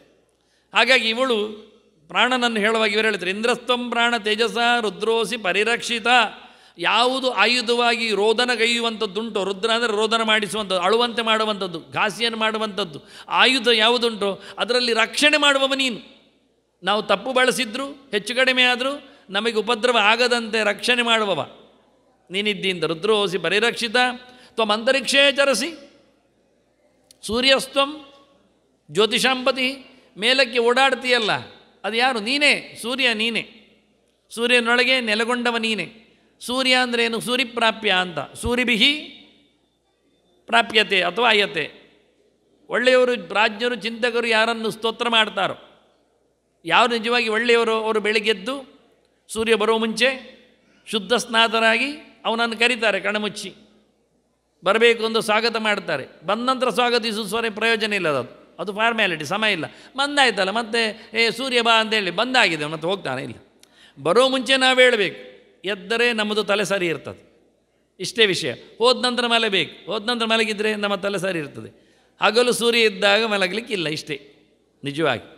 ಹಾಗಾಗಿ ಸೂರ್ಯ ಅಂತರಿಕ್ಷದಲ್ಲಿ ಚಲನೆ ಮಾಡ್ತಾನಲ್ಲ, ಅದು ನಿನ್ನದೇ ಶಕ್ತಿ, ಅದರಲ್ಲೇ ಪ್ರಾಣಶಕ್ತಿ ಇರುತ್ತೆ. ಸೋಲಾರ್ ಎನರ್ಜಿ ಅಂದರೆ ಅದು ಪ್ರಾಣಶಕ್ತಿ, ನಮ್ಮನ್ನು ಬದುಕಿಸುವ, ಚೈತನ್ಯ ತುಂಬಿಸುವ ಶಕ್ತಿ ಅದು ಸೂರ್ಯ. ಆದರೆ ಸೂರ್ಯ ಬರೋ ಮುಂಚೆ ಹೇಳಬೇಕು, ಸೂರ್ಯ ಹೋದ ನಂತರ ಮಲಗಬೇಕು. ಆಗ ನಾವು ಪೂರ್ಣವಾಗಿ ಒಳ್ಳೆ ರೀತಿಯಿಂದ ಪ್ಯಾನಲ್ ಆಗಲಿಕ್ಕೆ ಕಾರಣರಾಗ್ತೇವೆ, ಜನರಾಗ್ತೇವೆ. ಸೂರ್ಯ ಅಂದಾಗ ಸೂರಿಗಳಿಂದ, ತಿಳಿದವರಿಂದ, ಪಂಡಿತರಿಂದ, ಜ್ಞಾನಿಗಳಿಂದ ಉಪಾಸ್ಯನು ಅನ್ನುವ ಅರ್ಥ ಕೊಟ್ಟೆ. ಪರೈಹಿ ಅಣ್ಯತೆ ಇತಿ ಪ್ರಾಣ. ಮತ್ತೆಂದು ಅದೇ, ಯಾರು ಉತ್ತಮರಿದ್ದಾರೆ, ದೊಡ್ಡವರಿದ್ದಾರೆ, ತಿಳಿದವರಿದ್ದಾರೆ, ಅವರಿಂದ ಯಾರು ಪ್ರೀತಿಸಲ್ಪಡ್ತಾನೆ ಅವನು ಪ್ರಾಣ. ಈಗ ಆ ಪದಗಳನ್ನು ನೇರ ಬಳಸಿದ್ದಾರೆ. ಬೇಕು ಅಂತಲೇ ಇಂದ್ರಸ್ತ್ವಂ ಪ್ರಾಣ ತೇಜಸ ರುದ್ರೋಸಿ ಪರಿರಕ್ಷಿತ ತ್ವಮಂತರಿಕ್ಷೇ ಚರಸಿ ಸೂರ್ಯಸ್ತ್ವಂ ಜ್ಯೋತಿಷಾಂ ಪತಿ. ಬೆಳಕಿನೆಲ್ಲದರ ಪುಂಜದ ಒಡೆಯ ಸೂರ್ಯ, ಅವನೊಳಗೆ ನಿಂತವನ ನೀನೆ. ಯದಾ ತ್ವಮಭಿವರ್ಷಸ್ಯತೆ ಮಾ ಪ್ರಾಣತೆ ಪ್ರಜಾ. ಯಾವಾಗ ಮಳೆ ಬರ್ತದೆ ಆಗ ಜನರಿಗೆ ಬೆಳೆ ಬರ್ತದೆ. ಆನಂದರೂಪಾತಿಷ್ಠಂತಿ, ಎಲ್ಲರಿಗೆ ಖುಷಿಯೋ ಖುಷಿ. ಕಾಮಾಯಾನ್ನಂ ಭವಿಷ್ಯತೀತಿ, ಬೇಕಾದಷ್ಟು ತಿನ್ನಲಿಕ್ಕೆ ಬರ್ತದೆ ಅಂತ. ಇಷ್ಟೇ ಇದು ಮಂತ್ರಾರ್ಥವ? ಇಷ್ಟರಲ್ಲಿ ಮಂತ್ರಾರ್ಥ ಆದರೆ ನಾವು ಓಡಿ ಹೋಗುವುದು. ಯಾಕೆ? ಊಟ ಸಿಗ್ತದೆ ಅಂತಾದರೆ ಅದು ಆಚೆ ಶಾಲೆಯಲ್ಲಿ, ಅಲ್ಲಿ ಸುಮಾರು ಜನ ಇರ್ತಾರೆ, ಅದು ನಿರಂತರ ಇರ್ತದೆ. ಮತ್ತು ನಮಗೆ ಬೇಸರವೂ ಆಗುವುದಿಲ್ಲ. ಬೆಳಿಗ್ಗೆ ತಿನ್ನಂದರೂ ಮಧ್ಯಾಹ್ನ ತಿಂತೇವೆ, ಮಧ್ಯಾಹ್ನ ತಿನ್ನಂದರೂ ಸಂಜೆ ತಿಂತೇವೆ. ಸ್ವಲ್ಪ ತೊಗೊಂಡು ಹೋಗಲಿಕ್ಕೆ ಸಿಕ್ಕಿದರೆ ಇನ್ನೂ ಖುಷಿ ಪಡ್ತೇವೆ. ಮತ್ತು ಎಚ್ಚರ ಆದರೆ ರಾತ್ರಿ ತಿಂತೇವೆ. ಅಲ್ಲದಿದ್ದರೆ ಮರುದಿನಕ್ಕೂ ಆಗ್ತದೆ ನಮಗೆ, ಯಾಕೆ ಫ್ರಿಜ್ ಇಟ್ಟಿದ್ದೇವೆ. ನೋಡಿ ವೈಭವ. ಅದುವೇ ಹೇಳುವುದಾ? ಯದಾತ್ವಂ ಅಭಿವರ್ಷಸಿ, ಯಾವಾಗ ನೀನು ಬೇಕಾದಾಗೆ ಮಳೆ ಕೊಡ್ತಿ. ಅತೇಮಾಹ ಪ್ರಾಣತೆ ಪ್ರಜಾ, ಆಗ ಪ್ರಜೆಗಳಿಗೆಲ್ಲ ಪ್ರಾಣ ಬರ್ತದೆ, ಎಚ್ಚರ ಆಗ್ತದೆ, ಬೆಳೀತಾರೆ, ಗಟ್ಟಿಯಾಗ್ತಾರೆ. ಮಳೆ ಬಂದ ತಕ್ಷಣ ಸೆಕೆಯಿಂದ ಬೊಬ್ಬೆ ಆಗ್ತಿದ್ರು, ಈಗ ಮಳೆ ಬಂದ ತಕ್ಷಣ ಖುಷಿ ಆಗ್ತದೆ ಅವರಿಗೆಲ್ಲ. ಯಾಕೆ? ಬೆಳೆ ಆಗ್ತದೆ. ಕಾಮಾಯಾನ್ನಂ ಭವಿಷ್ಯತಿ, ಬೇಕಾದ ಹಾಗೆ ತಿನ್ನಲಿಕ್ಕೆ ಸಿಗ್ತದೆ, ಇಲ್ಲಾದರೆ ಒಣವಾಗಿರ್ತದೆ, ಏನಿಲ್ಲ ಆಗ್ತದೆ. ಆನಂದರೂಪಾತಿಷ್ಠಂತಿ, ಖುಷಿ ಪಡ್ತಾರೆ. ಉಂಡಾಗ ಖುಷಿಯಾಗ್ತದೆ, ಬೆಳೆದಾಗ ಪೈರು ಮೇಲೆ ಬಂದಾಗ ಸಂಭ್ರಮಿಸ್ತಾನೆ ಎನ್ನುವುದು ಮೇಲಿಂದ ನೋಡಿದರೆ ಅರ್ಥ ಆದರೆ, ಇದೇ ಅರ್ಥ ಆದರೆ ಪ್ರಾಣನಲ್ಲಿ ದೊಡ್ಡ ಸಂಗತಿ ಇಲ್ಲ ಇವರದ್ದು ಮೊರೆ. ಯಾಕೆಂದರೆ ಅವರೇನು ಊಟ ಮಾಡ್ತಾರ? ದೇವತೆಗಳಿಗೆ ಅಮೃತ ಇದೆ, ಅದು ಸಾಯ್ತಾರ? ಅವರು ಅಮೃತ ಕೊಡಿದವರು. ನಾವಾದರೂ ಊಟ ಮಾಡದಿದ್ದರೆ ಸಾಯ್ತೇವೆ ಅಂತ ಹೆದರಿಕೆ ನಮಗೆ. ಆದ್ದರಿಂದ ಒಂದು ದಿನವೂ ಉಪವಾಸ ಮಾಡೋದಿಲ್ಲ ನಾವು. ನಿಜವಾಗಿ ಏಕಾದಶಿ ಉಪವಾಸ ಮಾಡಿದರೆ ಭಾರಿ ಚಂದ. ನಾವು ಯಾರ ಹತ್ರ ಹೇಳಬೇಕು ಅದನ್ನು? ಆಗೇನು ಕೇಳಿದರೆ, ಲೋಕದಲ್ಲಿದ್ದ ಎಲ್ಲ ಪಾಪಗಳು ಅನ್ನಮಾಶ್ರಿತ್ಯ ತಿಷ್ಟಂತಿ ಸಂಪ್ರಾಪ್ತೆ ಹರಿವಾತರೆ ಅಂತ. ಪಾಪಗಳು ಆವತ್ತು, ನಾವು ಅನ್ನವನ್ನು ದೇವರು ಅಂತ ಹೇಳುವವರು, ಅನ್ನಂ ನನಿಂದ್ಯ, ಎಲ್ಲರೂ ಸಾಮಾನ್ಯವಾಗಿ ಅನ್ನವನ್ನು ಕೈ ಮುಗಿತ್ತು ತಿಂತಾರೆ, ಅನ್ನಪೂರ್ಣೇಶ್ವರಿ ಅಂತ ಕರೀತಾರೆ. ಏನಾದರೂ ಒಂದು ದೈವಿಕವಾದ ಎಚ್ಚರ ಇರ್ತದೆ. ಅಷ್ಟು ಎಚ್ಚರ ಇದ್ದವರಿಗೆ ಈ ಅಂಶ ಕೇಳಬೇಕು. ಏನಂದರೆ, ಅನ್ನದಲ್ಲಿ ಏಕಾದಶಿಯಂದು ಎಲ್ಲಿಲ್ಲದ ಪಾಪದ ಕೊಳೆಗಳು ಮುತ್ತಿಗೆ ಹಾಕಿರ್ತವೆ ಅಂತ. ಇದು ನಮಗೆ ಕಾಣುವುದಿಲ್ಲ ಎನ್ನುವುದು ಸತ್ಯ. ಅನ್ನಪೂರ್ಣೇಶ್ವರಿ ಕಂಡ್ಲ? ಇಲ್ಲಲ್ಲ. ಆದರೂ ನಾವು ಅದಕ್ಕೆ ಕೈ ಮುಗಿಲಿಲ್ವ? ದೈವಿಕವಾದ ಚಿಂತನೆ ಬಂದಿತ್ತು ನಮಗೆ. ಹಾಗೆಯೇ ಅನ್ನದಲ್ಲಿ ಏಕಾದಶಿಯನ್ನು ಮಾತ್ರ, ಅದೊಂದು ಸಿಸ್ಟಮ್, ಒಂದು ಪ್ಲಾನೆಟೋರಿಯಂ ಸಿಸ್ಟಮು ಹೌದು, ಅದರ ಒಟ್ಟಿಗೆ ದೈವಿಕ ಅಂಶ ಸಂಪನ್ನೂ ಹೌದು. ಆವತ್ತು ದೇವರೇ ಹೇಳ್ತಾರೆ, ಅನ್ನವನ್ನು ನನಗೆ ಕೊಡಬೇಡಿ, ನಾನು ತಿನ್ನುವುದಿಲ್ಲ, ಉಳಿದವರಿಗೂ ಕೊಡಬೇಡಿ, ಉಳಿದವರು ಏನು ಸಾಯುವುದಿಲ್ಲ ಅಂತ. ಒಳ್ಳೆ ಆರೋಗ್ಯವಂತರಾಗಿರ್ತಾರೆ. ಒಂದು ದಿನ 15 ದಿವಸಕ್ಕೊಮ್ಮೆ ಚಂದವಾಗಿ ಈ ವೆಹಿಕಲ್ಗಳಿಗೆಲ್ಲ ಆಯಿಲ್ ಹಾಕಿರ್ತಾರೆ. ಅದು ಸುಮಾರು ಓಡಿದ ನಂತರ ಅದರಲ್ಲೆಲ್ಲ ಗಲೀಜಾಗ್ತದೆ. ಆನಂತರ ಆಯಿಲ್ ಚೇಂಜ್ ಮಾಡಲಿಕ್ಕೆಲ್ಲ ಇರ್ತದೆ. ಹಾಗೆ ಊಟ ಮಾಡಿ ಮಾಡಿ ಮಾಡಿ ಒಳಗೆ ಹಾಕಿ ಹಾಕಿ ಹಾಕಿ ಹಳತ್ತೆಲ್ಲ ಸೇರಿ ಸೇರಿ ಸೇರಿ ಏನೋ ಒಂದು ಡಿಕಂಪೋಸ್ ಆಗಿರ್ತದೆ, ಪಾಯ್ಸನ್ ಆಗಿರ್ತದೆ. ಅದನ್ನೆಲ್ಲ ಕ್ಲೀನಾಗಿ ಹೋಗಬೇಕಾದ್ರೆ ಒಂದು 15 ಡೇಸ್ ಒಮ್ಮೆ ಬ್ರೇಕ್ ಕೊಡಬೇಕು, ಫಿಸಿಕಲಿ ಬ್ರೇಕ್. ಅದು ಕರೆಕ್ಟು ಹೌದು, ಏನಾಗುವುದಿಲ್ಲ. ಜಾಸ್ತಿ ಅಂದರೆ ನಡೆಯೋದು ಕಮ್ಮಿ ಮಾಡ್ಬೋದು, ಮಾತಾಡೋದು ಕಮ್ಮಿ ಮಾಡಿದರೆ ಆಯಿತು, ಹೆದರಿಕೊಳ್ಳೋದಾದರೆ. ಇದು ಎರಡು ಕಮ್ಮಿ ಮಾಡಿದರೆ ಏನಾಗುವುದಿಲ್ಲ ದಾಡಿ ಮನುಷ್ಯನಿಗೆ. ರೀಚಾರ್ಜ್ ಆಗೋದ್ರಿಂದ ಮರುದಿನ ಗಟ್ಟಿ ಆಗ್ತಾನೆ. ಇನ್ನು 15 ದಿವಸ ಖಂಡಿತವಾಗಿ ಬದುಕಲಿಕ್ಕೆ ಅವನಿಗೆ ವಿಲ್ ಪವರ್ ಇಂಟ್ರೊಡ್ಯೂಸ್ ಆಗ್ತದೆ, ಜಾಸ್ತಿ ಆಗ್ತದೆ. ಒಮ್ಮೆ ಮಾಡಿ ನೋಡಿ, ಟ್ರೈ ಮಾಡಿ. ಗಟ್ಟಿದ್ದವರು ಮಾತ್ರ, ಮತ್ತೆ ಲಭ್ಯ ಇದ್ದವರಲ್ಲ. ಲಭ್ಯ ಅಂದರೆ ಏನಾದರೂ ರೋಗ ಇದ್ದರೆ, ಅಥವಾ ಗರ್ಭಿಣಿಯವರು, ಬಾಣಂತಿಯವರು, ಮಕ್ಕಳು, ಮುದುಕರು, ಇವರಿಗೆಲ್ಲ ಹೇಳಿಸಿದ್ದಲ್ಲ, ಅವರು ಬೇಡ. ಅವರಲ್ಲದೆ ಗಟ್ಟಿದ್ದವರಿಗೆಲ್ಲ ಈ ಸಂದೇಶ ಇವತ್ತು ನಿನ್ನೆದ್ದಲ್ಲ, ಪುರಾಣ ಕಾಲದ್ದು. ಆವತ್ತಿನಿಂದ ರುಕ್ಮಾಂಗದಾಗಲಿ ಅಜಾಮಿಳನಲ್ಲಿ ಆಗಲಿ ಎಷ್ಟೋ ಜನರದ್ದು ಕತೆ, ಚರಿತ್ರೆ ಎಲ್ಲ ಬರ್ತದೆ. ಇಡೀ ದೇಶವೇ ಉಪವಾಸ ಮಾಡಿದ ಕಥೆಗಳುಂಟು, ಹೊಸತ್ತೇನಲ್ಲ ಅದು. ಆದರೆ ಇವತ್ತು ನಾವು ಅದನ್ನು ಇಂಟ್ರೊಡ್ಯೂಸ್ ಮಾಡ್ತಾ ಇಲ್ಲ. ಇವತ್ತು ತಿನ್ನುವುದನ್ನೇ ಗಮ್ಮತ್ತು ಮಾಡ್ತಾ ಇದ್ದೇವೆ ನಾವು. ಎಷ್ಟು ದಿನದ ಹಳೆದ್ದು ತಿಂತಾ ಇದ್ದೇವೆ ನಾವು, ನಿಜವಾಗಿ ಹೇಳಲಿಕ್ಕೆ ಹೋದ್ರೆ. ಆವತ್ತೆಲ್ಲ ಎಷ್ಟು ಫ್ರೆಶ್ ಇದ್ರು ಕೇಳಿದರೆ ಅವರು, ಬೆಳಿಗ್ಗೆ ಮಾಡಿದ್ದು ಸಂಜೆ ರಾತ್ರಿ ತಿಂದಿರಲಿಲ್ಲ, ಅಷ್ಟು ಶ್ರೀಮಂತರು ಹಿಂದಿನವರು. ಸೆಕೆಂಡ್ ಟೈಮ್ ಪ್ರಿಪರೇಷನ್ ಆಗ್ತಾಯಿತ್ತು ಮನೆಯಲ್ಲಿ. ಇವತ್ತು ಮನೆಯಲ್ಲಿ ಅಡುಗೆ ರಿಪೇರ್ ಆಗೋದಿಲ್ಲ, ಎಲ್ಲಿಂದಲೂ ತರಿಸೋದು, 3/4 ಗಂಟೆಯಲ್ಲಿ ಬರ್ತದೆ ಅಂತಾರೆ. ಅದು ಎಷ್ಟು ದಿನ ತಿಂದಿದ್ದೆಲ್ಲ ಗೊತ್ತಿಲ್ಲ, ತರ್ತಾರೆ, ತಿಂತೇವೆ ಗಮ್ಮತ್ತಿನಲ್ಲಿ. ಹಾಗಾಗಿ ಇದನ್ನು ಭಾಳ ಚಂದವಾಗಿ ಹೇಳ್ತೇನೆ, ಇದು ಊಟದ ವಿಷಯ ಅಲ್ಲ ಅಂತಾರೆ. ಯದಾತ್ವಂ ಅಭಿವರ್ಷಸಿ, ಯಾವಾಗ ನೀನು ಸುಖವನ್ನು ನಮಗೆ ಮಳೆಗರಿತೀಯೋ, ನಮಗೆ ಒಳ್ಳೆಯದಾಗಲಿಂದ ನೀನು ಯಾವತ್ತು ಗುಡ್ವಿಲ್ ಸಾರೈಕೆ ಕೊಡ್ತೀಯೋ, ಆಗ ಪ್ರಜೆಗಳಿಗೆಲ್ಲ ಖುಷಿ ಆಗ್ತದೆ. ಯದಾತ್ವಂ ಅಭಿವರ್ಷಸಿ ಅಥೇಮಾಹ ಪ್ರಾಣತೆ ಪ್ರಜಾ, ಎಲ್ಲ ಪ್ರಜೆಗಳಿಗೆ ಉಸಿರು ಬರ್ತದೆ, ಗಟ್ಟಿಯಾಗ್ತದೆ. ಆನಂದ ರೂಪಾದಿಷ್ಟಂತಿ, ಏನು ಅಂತ ಕಾಮಾಯ ಅನ್ನಂ ಭವಿಷ್ಯತಿ ಅಂತ, ನಮಗೆ ಬೇಕಾದ ಹಾಗೆ ಅನ್ನ ಸಿಗ್ತದೆ. ಅನ್ನ ಅಂದರೆ ಅನ್ನಂ ಬ್ರಹ್ಮೇತಿ ಹೇಳಿದ್ದಲ್ಲ, ದೇವರು ಅಂತ ಅರ್ಥ, ವೇದ ಅಂತ ಅರ್ಥ. ನಮಗೆ ಮಾತಿನ ಊಟ ಸಿಗ್ತದೆ, ಜ್ಞಾನದ ಹಸಿವು ಹೋಗ್ತದೆ. ಫುಡ್ ಫಾರ್ ಥಾಟ್ಸ್ ಅಂತ, ಕೇವಲ ಹೊಟ್ಟೆಗೆ ಮಾತ್ರ ಊಟ ಅಲ್ಲ, ಅದು ಆಯ್ತಲ್ಲ, ಮತ್ತು ತಲೆಗೆ ಊಟ ಬೇಕು, ಅದು ಸಿಗ್ತಾ ಇಲ್ಲ, ಅದನ್ನು ಪಡಿತಾ ಇಲ್ಲ. ಅದು ಏನೇನು ಪಡಿತಾರೆ, ಕೆಲವೊಮ್ಮೆ ಭೂಸಾ ಸಾಹಿತ್ಯಗಳು ಇರ್ತವೆ, ಕೆಲವೊಮ್ಮೆ ಮನುಷ್ಯರಿಗೆ 3 ಪ್ರಕಾರದ ತಿನಿಸುಗಳು ಸಿಗ್ತವೆ. ಒಂದು ಅಮೃತ ಸಾಹಿತ್ಯ, ಬದುಕನ್ನು ಹಸನು ಮಾಡ್ತದೆ. ಮತ್ತೊಂದು ಅಮಲು ಸಾಹಿತ್ಯ, ಅದು ಕೇಳುವಾಗೆಲ್ಲ ತಲೆ ಗಿರ್ಮಿಟ್ಟಾಗ್ತದೆ ಅಷ್ಟೇ, ಓಲಾಡ್ತಾ ಇರ್ತಾನೆ ಅಷ್ಟೇ. ಮತ್ತೊಂದು ಅಮೇಧ್ಯ ಸಾಹಿತ್ಯ, ಅದು ತಿನ್ನಬಾರ್ದು ಕೇಳಬಾರ್ದು, ಅಶ್ಲೀಷವಾದ ಸಾಹಿತ್ಯಗಳು, ಹಾಳಾದ ಸಂತೆಗಳು. ಹೀಗಾಗಿ ಮನುಷ್ಯನನ್ನು 3 ಪ್ರಕಾರಗಳು ಮುಡ್ತಾವೆ. ಸುಮ್ಮನೆ ಟೈಮ್ ಪಾಸ್ ಮಾಡುವುದುಂಟು, ಎತ್ತರದಲ್ಲಿ ಏರಿಸುವಂಥದ್ದುಂಟು, ಅವನನ್ನು ಪೂರ್ತಿ ಮಲಗಿಸುವಂಥದ್ದುಂಟು. ಹಾಗಾಗಿ ಅದು ಅಲ್ಲ ಇದು. ಅನ್ನ ಯಾವುದು ಕೇಳಿದರೆ ಅನ್ನಮಶಿತಂ ಅಂತ ಹೇಳಿದಾಗೆ, ಮುಖ್ಯವಾಗಿ ಆಹಾರ ಶುದ್ಧವು ಸತ್ವಶುದ್ಧಿ ಅನ್ನುವಲ್ಲಿ ಮನುಷ್ಯ ಏನು ಯೋಚನೆ ಮಾಡ್ತಾನೆ ಅದನ್ನು ಚೆನ್ನಾಗಿ ನಡೆಸಿಕೊಡುತ್ತಾನೆ, ಅದರಂತೆ ಬದುಕ್ತಾನೆ, ಅದರಂತೆ ತಯಾರಾಗ್ತಾನೆ. ಹಾಗಾಗಿ ನೀನು ನನಗೆ ಭಗವಂತನ ಎಚ್ಚರವನ್ನು ಕೊಟ್ಟೆ. ನಿಜವಾಗಿ ಪ್ರಾಣ ಬಲದಷ್ಟೇ ಗಟ್ಟಿಯಾಗಿ ಜ್ಞಾನಸ್ವರೂಪನು, ಅರಿವು ಕೊಡುವವನು ಪ್ರಾಣ ಇದ್ದಾನೆ. ಪ್ರಾಣನ ಹತ್ರ ಕೇಳಿದರೆ ಖಾಲಿ ಉಸಿರು ಮಾತ್ರ ಅಲ್ಲ, ಬದುಕುವುದೇ ತಕ್ಕೆ, ಬದುಕುವುದು ತಿಳಿಯುವುದಕ್ಕೆ, ತಿನ್ನುವುದಕ್ಕಲ್ಲ. ತಿನ್ನುವುದಕ್ಕಾದರೆ ನಕಾದಂತಿ ನಮಹಂತಿ ಕಿಂಗ್ರಾಮ ಪಶುವೋಪರೆ ಅಂತಾರೆ. ಊರಿನ ನಾಯಿಗಳು ತಿನ್ನುವುದಿಲ್ವಾ? ಅವುಗಳು ಲಭ್ಯ ಇದ್ದಾವ, ಗಟ್ಟಿ ಇಲ್ವಾ? ಅವುಗಳು ಬೊಗಳುವುದಿಲ್ವಾ? ಓಡಾಡುವುದಿಲ್ವಾ? ಅಷ್ಟೇ ಆಗಿದ್ದರೆ, ತಿನ್ನುವುದು, ತಿರುಗುವುದು, ಓಲಾಡುವುದು, ಮಲಗುವುದು, ಮಕ್ಕಳು ಮಾಡುವುದು ಇಷ್ಟೇ ಆಗಿದ್ದರೆ ಊರಿನ ನಾಯಿಗಳಿಗಿಂತ ಕಡೆ ಆಗ್ತೇವೆ ನಾವು. ಆದ್ದರಿಂದ ಓದುವುದು ಎನ್ನುವುದು ಇದ್ದರೆ ಅದು ಮನುಷ್ಯ ಪ್ರಾಣಿಗೆ ಮಾತ್ರ. ಅಧ್ಯಯನ ಎನ್ನುವುದು ಕೊಟ್ಟದ್ದು ಲೋಕದಲ್ಲಿ ಒಂದೇ ಒಂದು ಜನರಿಗೆ, ಮನುಷ್ಯ ವರ್ಗಕ್ಕೆ ಮಾತ್ರ. ಮತ್ತು ಮರಮಟ್ಟುಗಳು ಶಾಲೆಗೆ ಹೋಗುವುದಿಲ್ಲ, ಪ್ರಾಣಿ ಪ್ರಪಂಚ ಪಕ್ಷಿ ಪ್ರಪಂಚ ಕಲೀಲಿಕ್ಕೆ ಬರುವುದಿಲ್ಲ. ಅವುಗಳನ್ನು ನಾವು ದುಡಿಸಿಕೊಳ್ತೇವೆ ಬೇಕಾದರೆ ನಮ್ಮ ಸರ್ಕಸ್ಸಿಗೆ. ಆದರೆ ನಮ್ಮ ವರ್ಚಸ್ಸಿಗೆ ನಾವು ಕಲಿಬೇಕಾ? ಅದನ್ನು ಇಲ್ಲಿ ಹೇಳಿದ್ದವನು. ಒಳ್ಳೆ ರೀತಿಯಾದ ಭಗವದೆಚ್ಚರವನ್ನು ನೀನು ಕೊಟ್ಟಿದ್ದೀಯ, ಇದರಿಂದ ಪ್ರಜೆಗಳಿಗೆ ಖುಷಿ ಆಗ್ತದೆ, ಆನಂದ ಆಗುವುದು ಚಿಂತನೆಯಲ್ಲಿ ಹೊರತು ಊಟದಲ್ಲಿ ಅಲ್ಲ. ಊಟದಲ್ಲಿ ಟೆಂಪರರಿ, ಮತ್ತು ಊಟ ಕಳೆದೋದ ನಂತರ ಮರೆತು ಹೋಗ್ತದೆ. ಮತ್ತು ನಾವೇ ಬೈತೇವೆ, ಹೇಳುವ ಊಟ ಕೊಟ್ಟವನಿಗೆ ಒಂದು ಸ್ವಲ್ಪ ಜಾಸ್ತಿ ಹಾಕಬಾರ್ದಿತ್ತು, ಅವನಿಗೆ ಬೇಕಾದಷ್ಟು ತಿಂದಿರ್ತೇವೆ, ಮತ್ತು ಪುನಃ ಹೇಳ್ತೇವೆ ಎಂಥದ್ದೊಂದು ಮಾಡಲೇ ಇಲ್ಲವ ಕರ್ಮಕ್ಕೆ, ಊಟ ಕರೆದಿದ್ದಾರೆ, ವಿಷಯವೇ ಇಲ್ಲ. ಯಾಕೆಂದರೆ ನಾವು ಕೂಡಲೇ ಮರೆತು ಬಿಡ್ತೇವೆ. ಆದ್ದರಿಂದ ಅವನು ಹೇಳುವಾಗ ಸುಭಾಷಿತಕಾರ ಏನು ಹೇಳಿದ? ಕೊಟ್ಟದ್ದು ಸರಿಯೇ, ದಾನ ಸರಿಯೇ, ಆದರೆ ಏನು ಮಾಡ್ತದೆ?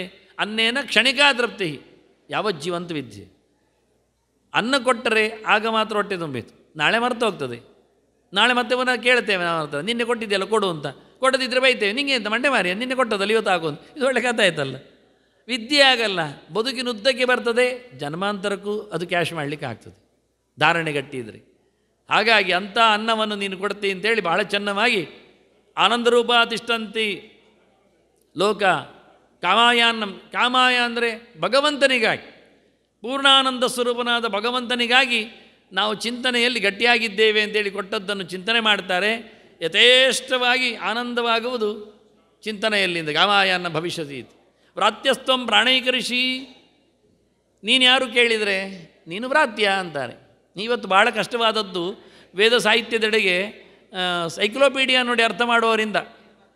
ಅಲ್ಲಿ ಏನುಂಟು ಕೇಳಿದರೆ, ಎನ್ಸೈಕ್ಲೋಪೀಡಿಯಾ ತೆಗೆದ್ರೆ ಅಲ್ಲಿ ಅಲ್ಲ ಡಿಕ್ಷನರಿ ಮೀನಿಂಗ್ ಏನಂತ ಕೇಳಿದರೆ, ವ್ರಾತ್ಯ ಅಂದರೆ ಹೇಸಿಗೆವ ಅಂತ, ಹಾಳಾದ ಜನ ಅಂತ, ಸಂಸ್ಕಾರಹೀನ ಅಂತ ಅರ್ಥ. ನಾವೇ ಮಾಡಿಕೊಂಡದ್ದು, ಅರ್ಥ ಬರೆಯುವುದು ನಾವೇ, ಆನಂತರ ಹೇಳಿಕೊಂಡು ಕೈ ಚಪ್ಪಾಳೆ ತಟ್ಟುವುದು ನಾವೇ. ಎಷ್ಟೆಲ್ಲ ಅರ್ಥಗಳ ವ್ಯಾಪ್ತಿ ಇದೆ ಅಂತ ಗೊತ್ತಿಲ್ಲ ನಮಗೆ ನಿಜವಾಗಿ. ವ್ರಾತ್ಯ ಅಂದರೆ ವ್ರತದಿಂದ ಸಿಗುವವ ಅಂತ ಅರ್ಥ ಆಗುವುದಿಲ್ವ? ಅದು ಟಿಪ್ಪಣಿಯಲ್ಲಿ ಬರಿತಾನೆ ಮೆಲ್ಲಕ್ಕೆ ಕೆಳಗೆ ವ್ಯಾಖ್ಯಾನಕಾರ, ಅದು ಇರ್ಬಹುದೇನೋ ಕೊನೆಗೆ ಅಂತ. ಆದ್ದರಿಂದ ಇವನನ್ನು ಹೇಳಿದ್ದು ನೀನು ವ್ರಾತ್ಯಸ್ತ್ವಂ, ನೀನು ಗುಂಪುಗಳ ಒಡೆಯ. ವ್ರಾತ್ಯ ಅಂದರೆ ಗುಂಪು ಅಂತ ಅರ್ಥವನ್ನುಂಟು. ನಿಘಂಟುಗಾರನ ಅರ್ಥ ಹೇಳ್ತಾನೆ, ಅದು ಮನುಷ್ಯ ಅಂತ ಅರ್ಥ. ಮನುಷ್ಯರ ರಾಶಿ ಅಂತ ಅರ್ಥ ಅವನೇ ಕೊಟ್ಟಾಗ, ವೇದವನ್ನು ತಿಳಿದವನೇ ಹೇಳಲಿಕ್ಕೆ ಹೋದಾಗ ಅದನ್ನು ನಾವು ಮೂಸುವುದಿಲ್ಲ. ಕೆಲವೊಮ್ಮೆ ಲೋಕದಲ್ಲಿ ಏನಿದೆ ನೋಡುತ್ತೆ, ಲೋಕದಲ್ಲಿ ಚಾಲ್ತಿಯಲ್ಲಿ ಏನು ಬರ್ತದೆ ಅರ್ಥ ಅದನ್ನು ಮಾಡಲಿಕ್ಕೆ ನೋಡುತ್ತೆ.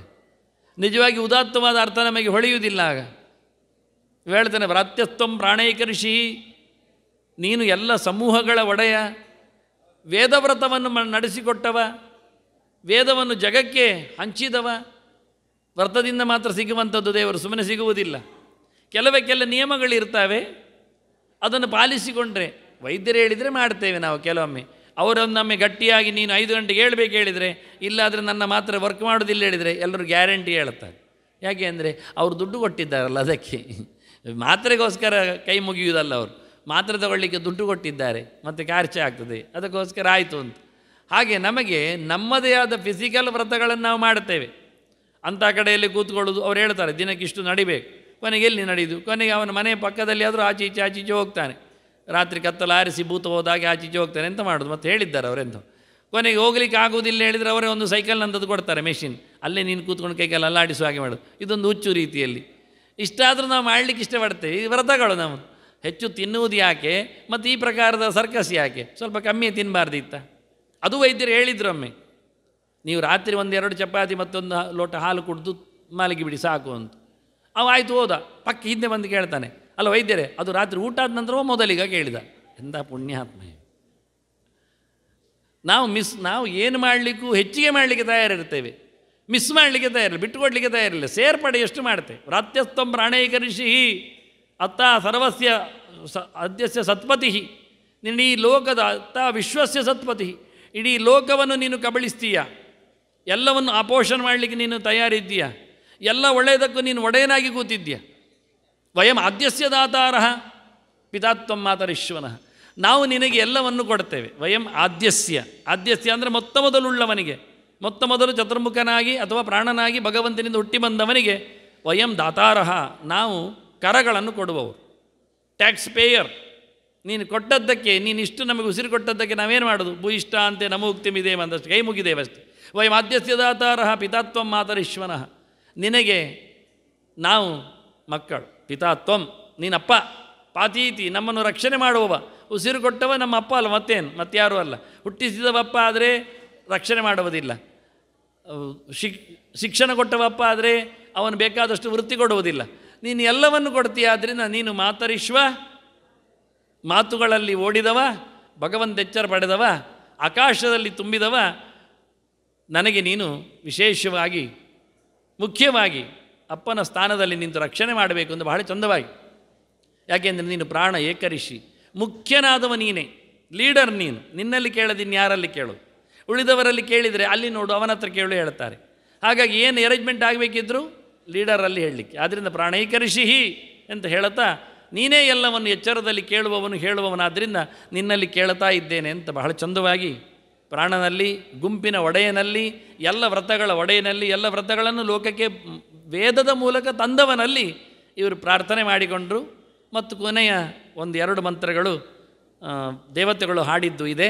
ಅದನ್ನು ಮತ್ತೆ ನಾಳೆ ಎಷ್ಟೊತ್ತಾದರೂ ಸೇರಿದಾಗ, ಅಂದರೆ ಸೇರಲಿಕ್ಕಿದೆ, ಅದು ಸಮಯ ನಿರ್ಬಂಧ ಆಗುವುದು ಬಹಳ ಕಡಿಮೆ ಇದೆ. ಅದರಿಂದ ಸಮಯ ಅಂತೂ ನಾಳೆ ಸಭೆ ಇದೆ, ಅದರಲ್ಲಿ ಚಿಂತನೆ ನಡೆಸುವ ಅಂತ ಹೇಳ್ತಾ ಮತ್ತೆ ವಂದನೆಗಳೊಂದಿಗೆ ಶ್ರೀಕೃಷ್ಣ ನಾರಾಯಣ ನಾರಾಯಣ ನಾರಾಯಣ.